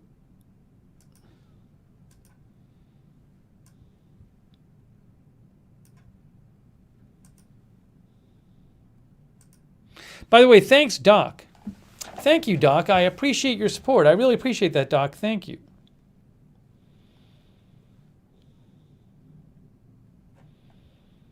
That's very nice of you. So you're watching News Roundup. If you're watching on YouTube, it's on Agenda Free TV 2. If you're watching on the other platforms, it's Agenda Free TV. On YouTube, I actually have two news channels. The main channel is Agenda Free TV, but the main channel is for like big breaking single stories, right? There haven't been many big, there usually are a bunch, but the last couple weeks there have not been many there hasn't been anything, we honestly haven't been on this channel in 3 weeks. That's like a record, but it's just I can't make the news. So what happens is when there's some huge breaking news, I go on Agenda Free TV. That's the main channel. And then this channel is where we do some maybe smaller news or we do the live news roundups. That's Agenda Free TV 2. So if you like one, you might want to subscribe to the other one. But if you're watching on Twitter or Facebook or Twitch, there's just Agenda Free TV. It's all one news channel. And then also, when there's not as much news, I'll stream on my personal channel and we'll do some live streams, but that are not about news. That's only on YouTube and that's on Lookner. So like tonight, if there's no big news, I'll probably do a stream on Lookner. That's my personal channel. So if you're interested in that channel or to find all the channels on YouTube, just go to YouTube and go to any one of the channels and then click on the channels tab and you'll see the other ones.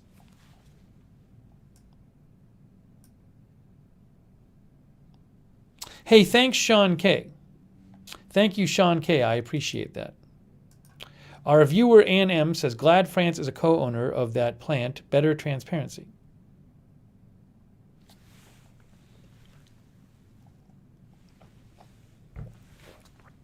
And a quick thanks to our moderators, Short Stack, Sarah Joy, Melissa McQueen, Mark Helton, Lady Edith.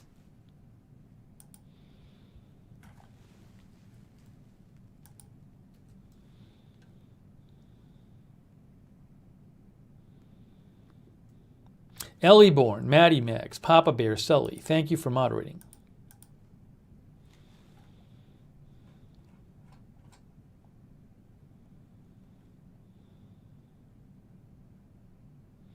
Duster Singer says, what about the environment? I haven't heard anything suggesting that there's been a significant release of radioactive gas into the environment. If I hear a report about that, I'll let you know. It seems like what's gone on there so far is just stuff that's happened at other plants as well. Nothing too out of the ordinary from what we're hearing.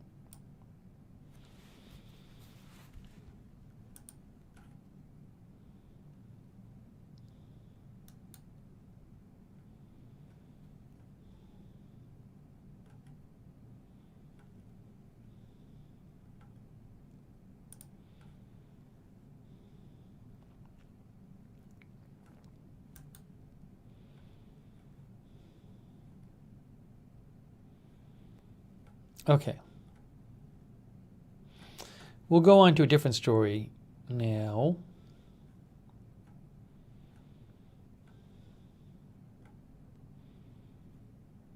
Hang on.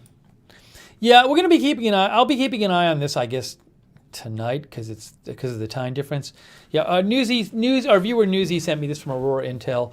Aurora Intel says incitement across social media continues to grow in the lead up to tomorrow's flag march as the Gaza factions call for general mobilization. Supporters accounts on social media call for stabbings, car ramming, and shooting attacks. So look, what's happening is there is this controversial march which has gotten delayed, but it's going to take place Tuesday in Israel, where some Jewish nationalists will march in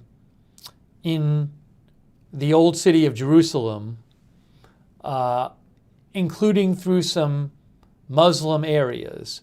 And they're celebrating the Israeli takeover of East Jerusalem, which happened in 1967. East Jerusalem contains some very holy sites for Islam, and the Palestinians think that East Jerusalem should eventually be part of the capital of a Palestinian state. But Israel thinks it should be, generally speaking, Jews think it should be part of the capital of Israel. So it's a very controversial area, and so basically you just have, the Palestinians in East Jerusalem don't want this march going through their area, and they don't really like this march happening at all. So it's this march which gets the Palestinians upset, but the Jewish nationalists want to do it. So it's imagine in America you can think of, or whatever country you're in, you can probably think of a similar situation where two groups that have very different views, one of them has a march in an area which is like where a lot of the other people live, So it's a very touchy subject, a very controversial subject. So there's this concern that when this march happens on Tuesday, when these Jewish marchers are marching through this provocative area, that you could have a response from Palestinians. So there's even some concern that maybe there's going to be rockets fired from Gaza into Israel, or maybe there'll be some kind of attacks on Jewish Israelis. We don't know. We don't know what's going to happen. I'll certainly be keeping an eye on it. I don't know exactly when the march starts. It's like a 7-hour time difference. So if the march is at noon, that means it's going to be at 5 a.m. U.S. time. So I'll keep an eye out. I haven't gotten a firm starting time for the march. I hope there's not a lot of violence. I know, Israeli authorities have discouraged the marchers from marching through the most provocative areas.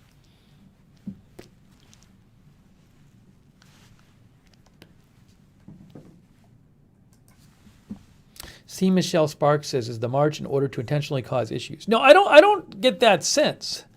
It's that the marchers, are... So again, East Jerusalem, where this march is taking place, was captured by Israel in 1967. So you have these nationalists, I assume, who are proud of the fact that Israel controls this. Yet there's plenty of Palestinians there who think Israel shouldn't be in control of it.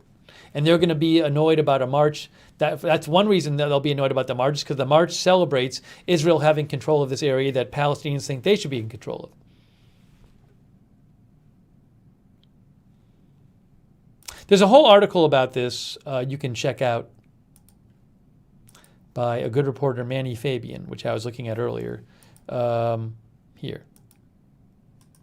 Amid threats from Gaza, police minister says flag march to proceed as scheduled. This will be Tuesday. This is from Times of Israel, Manny Fabian.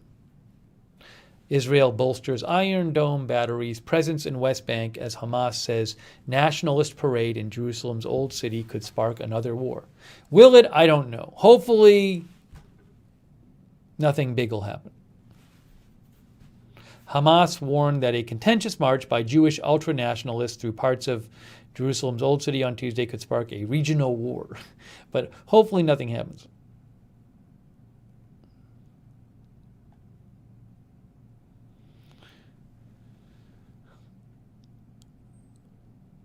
The march is expected to be the first major test faced by Israel's new government, which was sworn in on Sunday.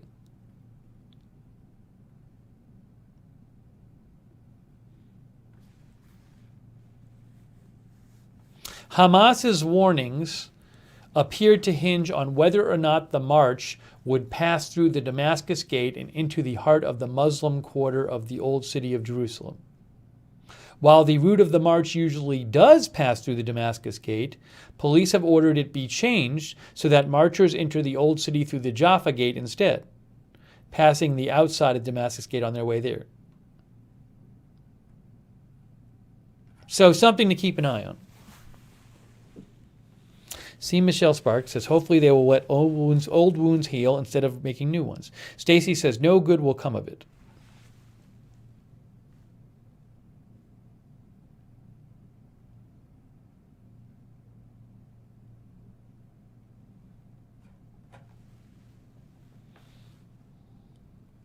King Kurdi is watching on Twitter. If you have comments, write to me on Twitter at Lugner.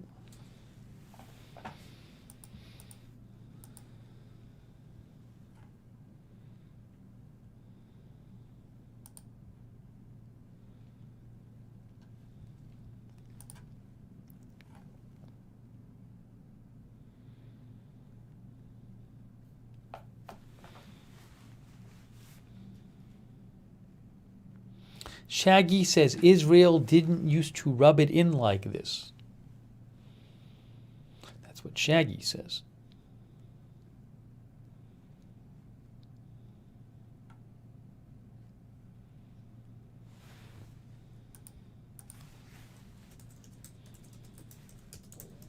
If anyone finds an article mentioning the exact start time for the march, please let me know. I have not found it. This is an article in Jerusalem Post. Hamas calls for Day of Rage to confront Jerusalem flag march. Hamas and other Palestinian terror groups have warned against holding the flag march, threatening to reignite the conflict against Israel. I wouldn't be surprised if you see a few rockets launched by Hamas by Hamas and maybe Palestinian Islamic Jihad, another group there, from Gaza into Israel.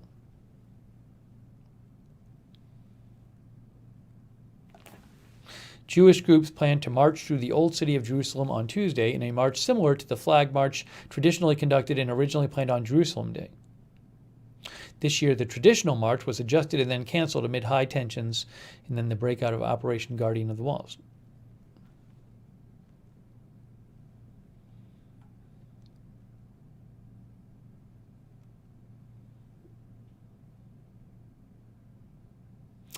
A Lebanese newspaper reported that Hamas leadership told Egypt's intelligence minister, that the march would definitely push the situation to explode and lead the terror groups to fire rockets again, according to their report. We'll just have to see. We'll have to see. John Elliott says, some saying coalition may not last long. Prime Minister Netanyahu is no longer Prime Minister Netanyahu. There's a new Prime Minister in Israel. There was a coalition. Basically, a majority of the parliament voted to have a new leader. But that coalition, which voted for a new leader besides Netanyahu, is very diverse. It's made up of all kinds of groups that will have different views on a lot of things.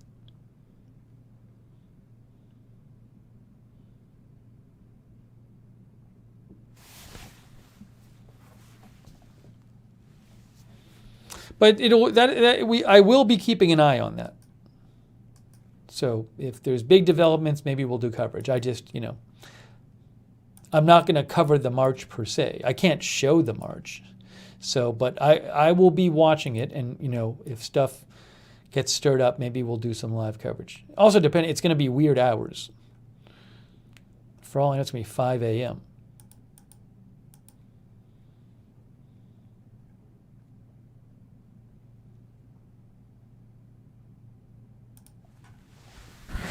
All right, you can reach me at Lookner on Twitter.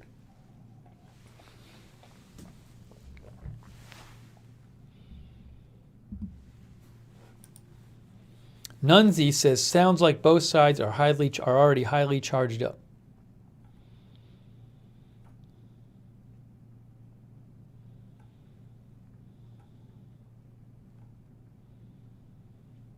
This was kind of crazy. Let's see if I get any more information on this. This is from BNO News. Massive explosion at gas station in Novosibirsk, Russia. At least 26 injured. I'm going to see if there's any updates on this.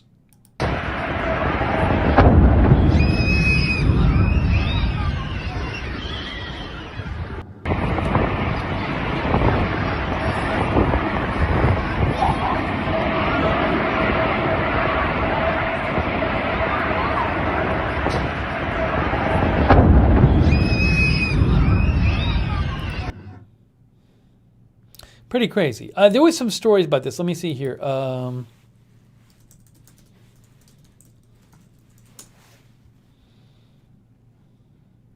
Moscow Times.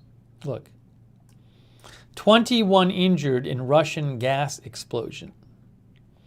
A fuel tank explosion at a gas station in Russia's third largest city, Novosibirsk, has injured 21 people, according to state-run media. 4 people have been hospitalized in a burn unit.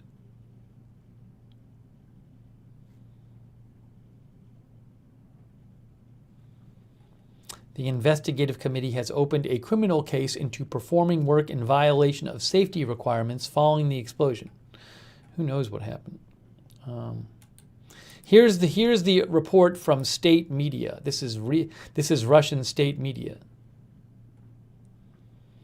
24 were injured. At least 19 people were hospitalized in a burn center. 12 are moderate, 7 in severe condition. That's terrible.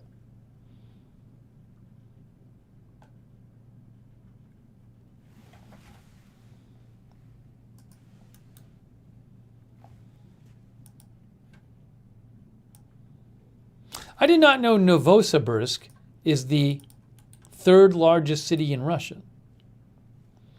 It has 1.5 million people.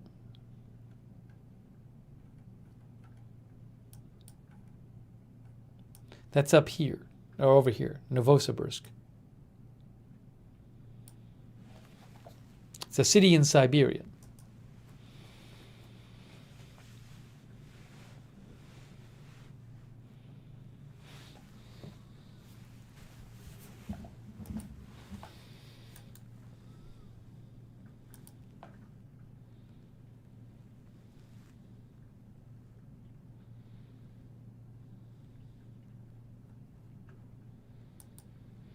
I'll also be keeping an eye on the fires, during the hot weather this week in the West. California Fire Scanner is a good account to follow. They often post updates about California fires. So they just post about this one, Casitas fire, potential for 500 acres. So, but there's different fire starts, and California Fire Scanner is a good account to follow for, great account to follow for California fire information. So I'll keep an eye on it. Hopefully no big fires this week. No big new fires.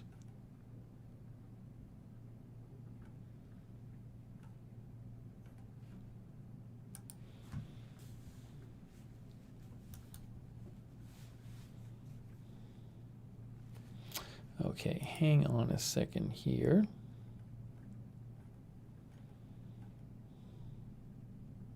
Oh, I wanted to also, there was this story from last night. I want to see if there's any update on this. I tweeted about this last night. Car rammed into crowd of spectators at a racetrack in Texas last night. Let me see if I can find any updated information about this.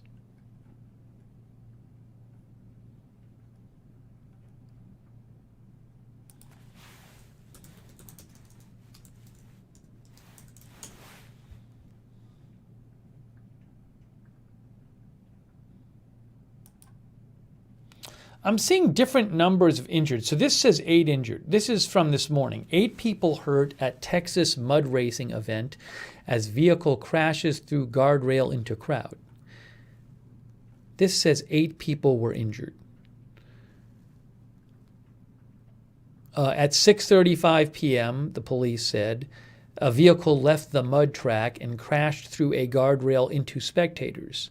3 people were in critical condition. 5 others with non-life-threatening injuries. Some other articles said more people were injured. And then let me just see here.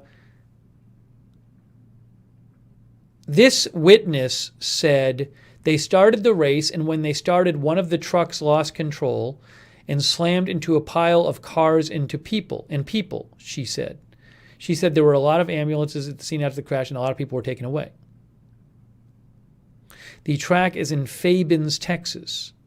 It's less than a mile from the Mexican border, near El Paso, down here. And it says, see, this is a video posted by Andra Litton, who's a reporter. She says, video courtesy of @FitfaMep of the moments before an off-road vehicle careened into a crowd. I can't confirm the video, but she's a reporter. And I think she's in Texas. Andrea Litton. Yeah, she's in El Paso area. She's a reporter. So she says this is legit. Watch.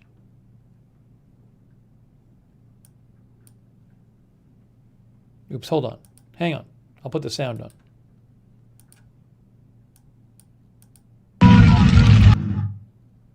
Too loud.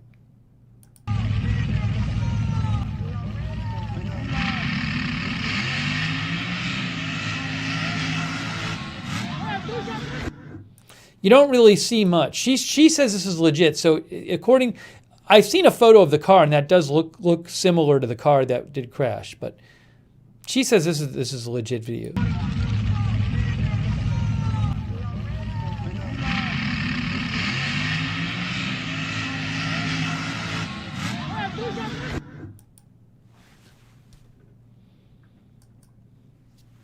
And then I'm going to show you what the track looks like. It's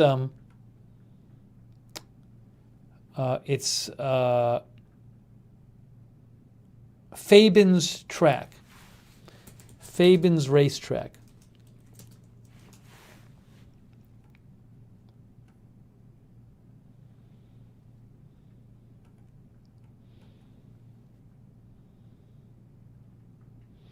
What is the name of the track? See, here's Fabens. Is it Quicksand Racing? Is that what it is? Is that the name of the track? Let's see. I saw one called Quicksand Racing Fabens. Maybe it's this track. I don't know.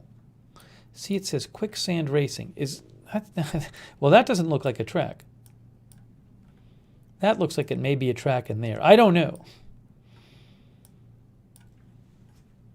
So this is Fabens, Texas is here. Hold on. Fabens, Texas is here. It's right near the border. So maybe it was Quicksand Racing. I don't know. See, it says Quicksand Racing car racing track. That is in Fabens.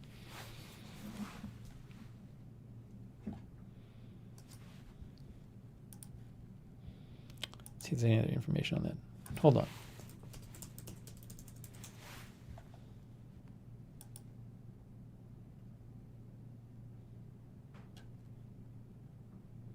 Yeah, here's an update. Here, look. Update, 21-year-old man killed, 7 others injured in Fabin's mud track collision. This is from KTSM. That's a local news station. A 21-year-old man died. 2 of the 8 people who were injured remain in critical but stable condition. The other 5 have non-life-threatening injuries. Multiple spectators were injured when a vehicle participating in a mud track competition crashed into the crowd. One of the vehicles left a track and broke through a guardrail.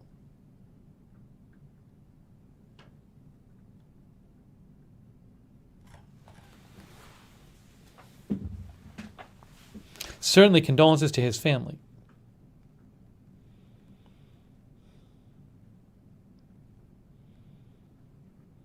I found Waldo says mud is slippery.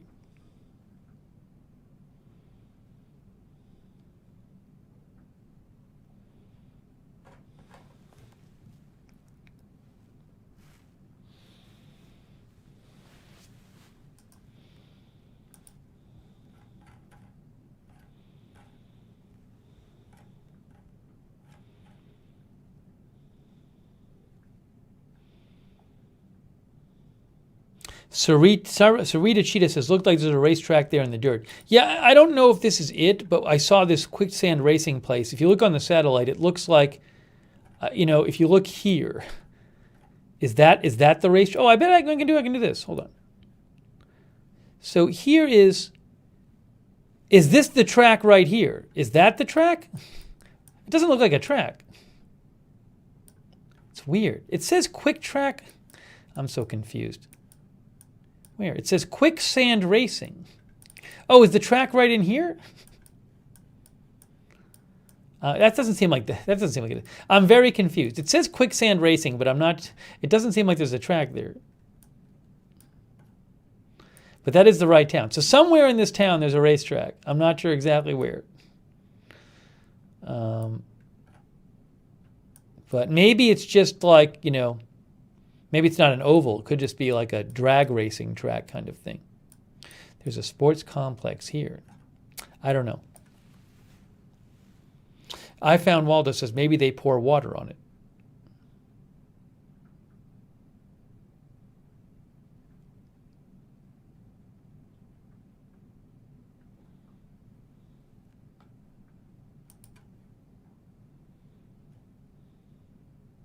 Me, Betty Boop said the address was the address was in the second article. I didn't see it.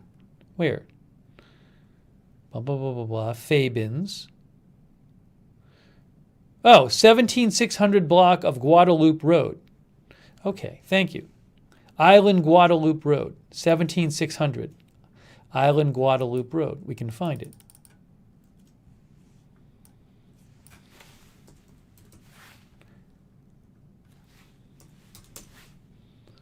There it is. Okay, that's here.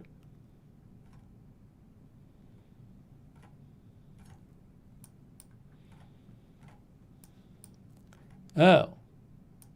Look at this. Oh, see this is like, see this, there's not much around there. Then there's this place. Let's wonder if it's this right here. I bet it's this.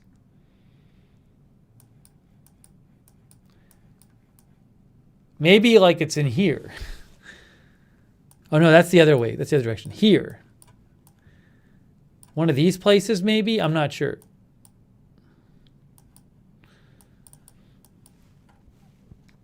I was just trying to find it. I was thinking maybe in here.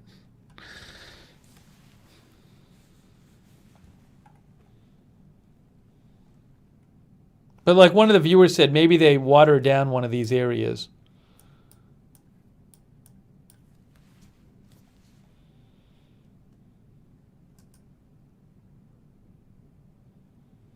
David Smith says the quicksand racing track is only 10 feet long. Well, this is the address.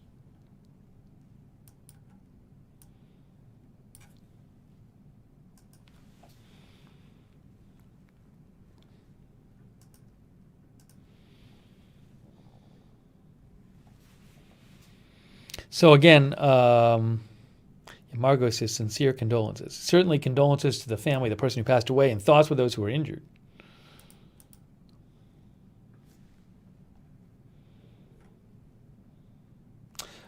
Duster says, are there supposed to be ads popping up on the live stream? No.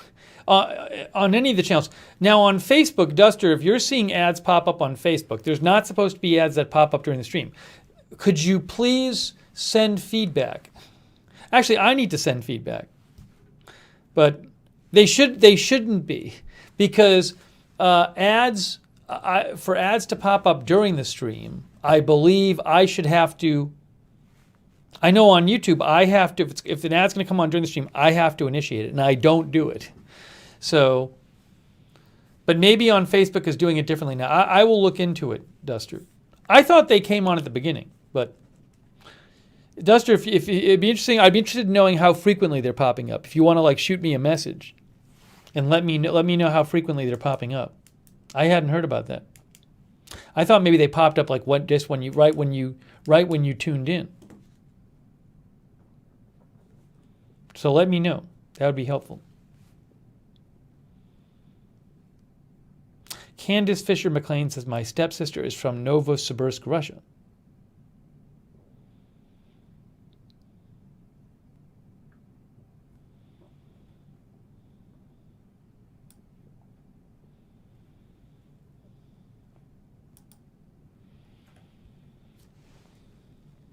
John Elliott says, didn't seem like there was any spectator protection at that event. I mean, I've only seen that one video where you don't see much, and the report said there was a guardrail, so I don't know. It'd be interesting to know more about how close people were to the cars and what precautions were not taken to protect people.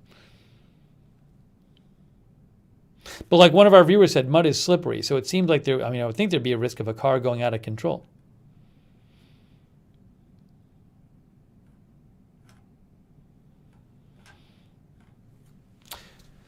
Okay, here's what I think I'm going to do. So we've been covering the top news stories, or at least a bunch of the top news stories.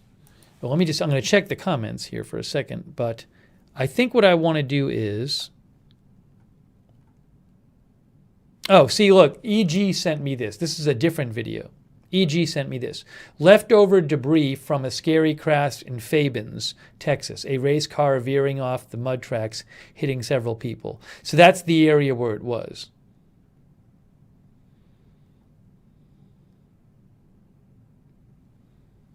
I don't know if that white thing is the guardrail. It doesn't look like there's any kind of huge, strong guardrails there.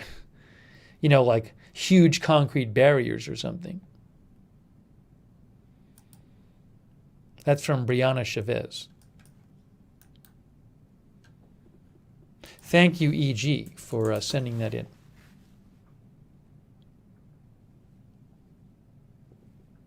Oh, and then here's a couple pictures. See, this is ABC 7 News.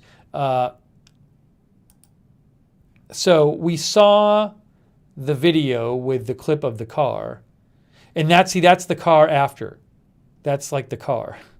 Or the truck, or whatever you call it. This is from ABC 7 News. See, if this white thing was the guardrail, that doesn't look strong enough to me to stop a car. Who knows, but it's not that big of a guardrail.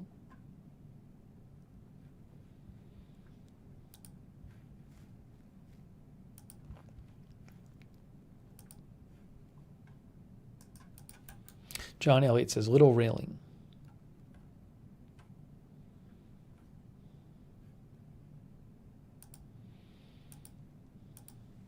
Okay, here's what I think we're going to do. So I think we got to the stories I wanted to get to. So I think I'm going to wrap up this live stream, and then what I'm going to do is, in a little bit, I'm going to, if there's no big news tonight, I'm going to do a stream on my personal channel. That is Lookner. So again, if you're watching on YouTube right now, it's Agenda Free TV 2. If you're watching on the other platforms, it's Agenda Free TV. I have two news channels on YouTube. My main news channel is called Agenda Free TV.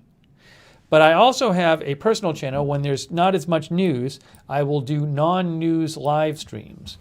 This personal channel is only on YouTube. It's on Lookner. It's called Lookner, and we do live streams there. So if tonight there's not big news in the coming hours, I will go on the air and do a stream. I don't know, in like an hour or so, 8:30 or 9, on this channel, Lookner. So join me over there. And also, if I will continue posting news on my Twitter. That's where I post breaking news, at Lookner on Twitter.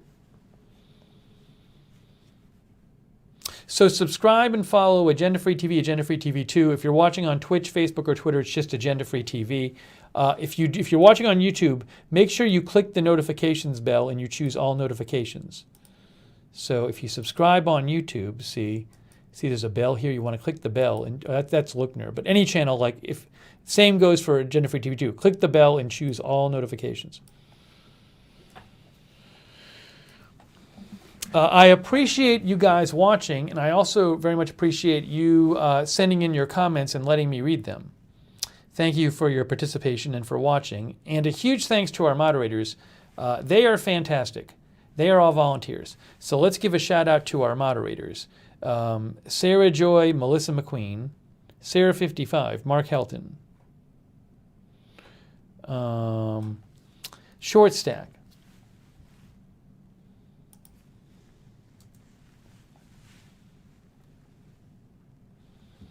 Duxor, Ellieborn, Maddie Mags, Papa Bear, and Sully. Very much appreciate our mods.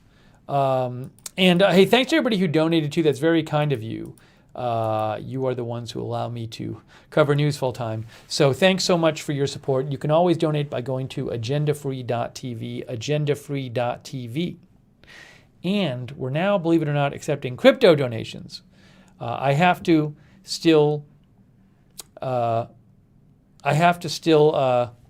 We're working on setting up a page where people can see all the wallet addresses if they want to donate certain kinds of crypto. But if you do want to donate crypto in the meantime, you can give me a shout on Twitter or ask the mods, and they can tell you how to do it or what the wallet address is. But more coming on that soon. But some people have already given some crypto because some people wanted to. So that was very nice of them. Let's see here.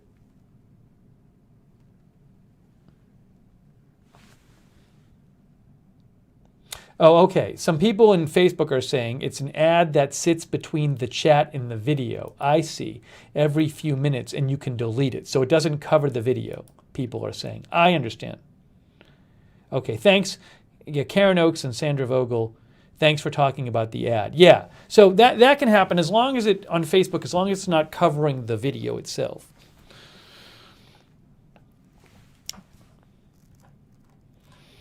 Okay.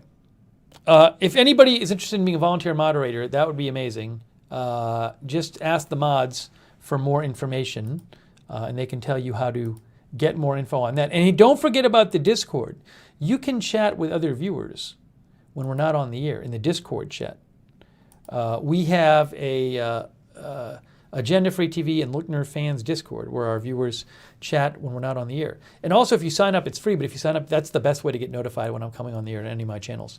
You get really good notifications from Discord. If you have the Discord app on your phone like I do, the notifications when I'm going on live pop up on your phone. So check out the Discord. The mods can post that link as well. And also the link to the Discord is also at the bottom of the YouTube video description.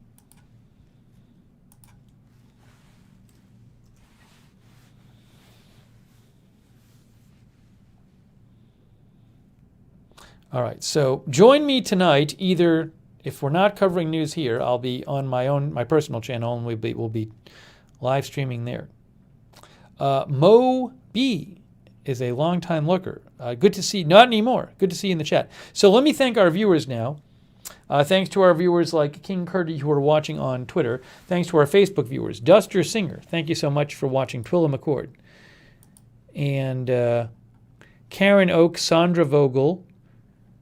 Thanks for watching there. Thanks again for the stars. Jeff Curry and Patty Huddleston Loney. Am I remembering right? Let's see here. Yes, Looney. Patty Huddleston Looney and Jeff Curry. Thanks so much for the stars. Audrey Hoffman and Burbank.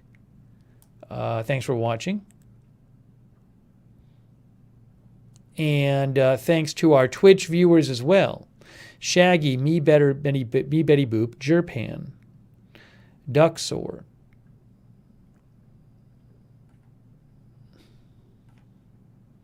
C. Swigum. Humongous 23. Scratch and Sink. Scratch and SC.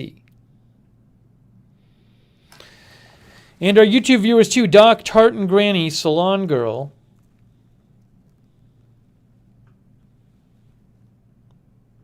Margot, Lynn Downey, Noli Way Hill, CDN Girl, Ann M, Michelle R, Kimberly Barr, Linda Nielsen, Ryder, Margot, Minyard Reddix, Darth Tater, Jean Nunzi, Jeff Ha, Denise Horton, Smee, Dafuk, Christy Warshower, thank you for watching. I Found Waldo, and everybody else watching, thank you for watching. Strange Reverend, Shiplu Das, Michael Muldery. Yeah, and if you miss some, you can rewind. But join me later on the stream later. Texas Time Chess Monkey, thank you for watching. And if you're watching on Facebook and you're having that issue where the chat messages aren't coming up, that'd be awesome if you could send them send them feedback. Click on send feedback and let them know. Merc Rao, thank you for watching. Cogito Ergo Sum. And Aries Pjork. All right, guys. So I am going to wrap up this stream right now. I anticipate if there's, again, big news, we'll be on Agenda Free TV. If there's not, I'll be on Lookner channel in about an hour or hour and a half. 8:30 or 9, I think. Okay, that is it for now. Thank you for watching the Live News Roundup, and we'll see you soon with more live news coverage here at Agenda Free TV and Agenda Free TV 2.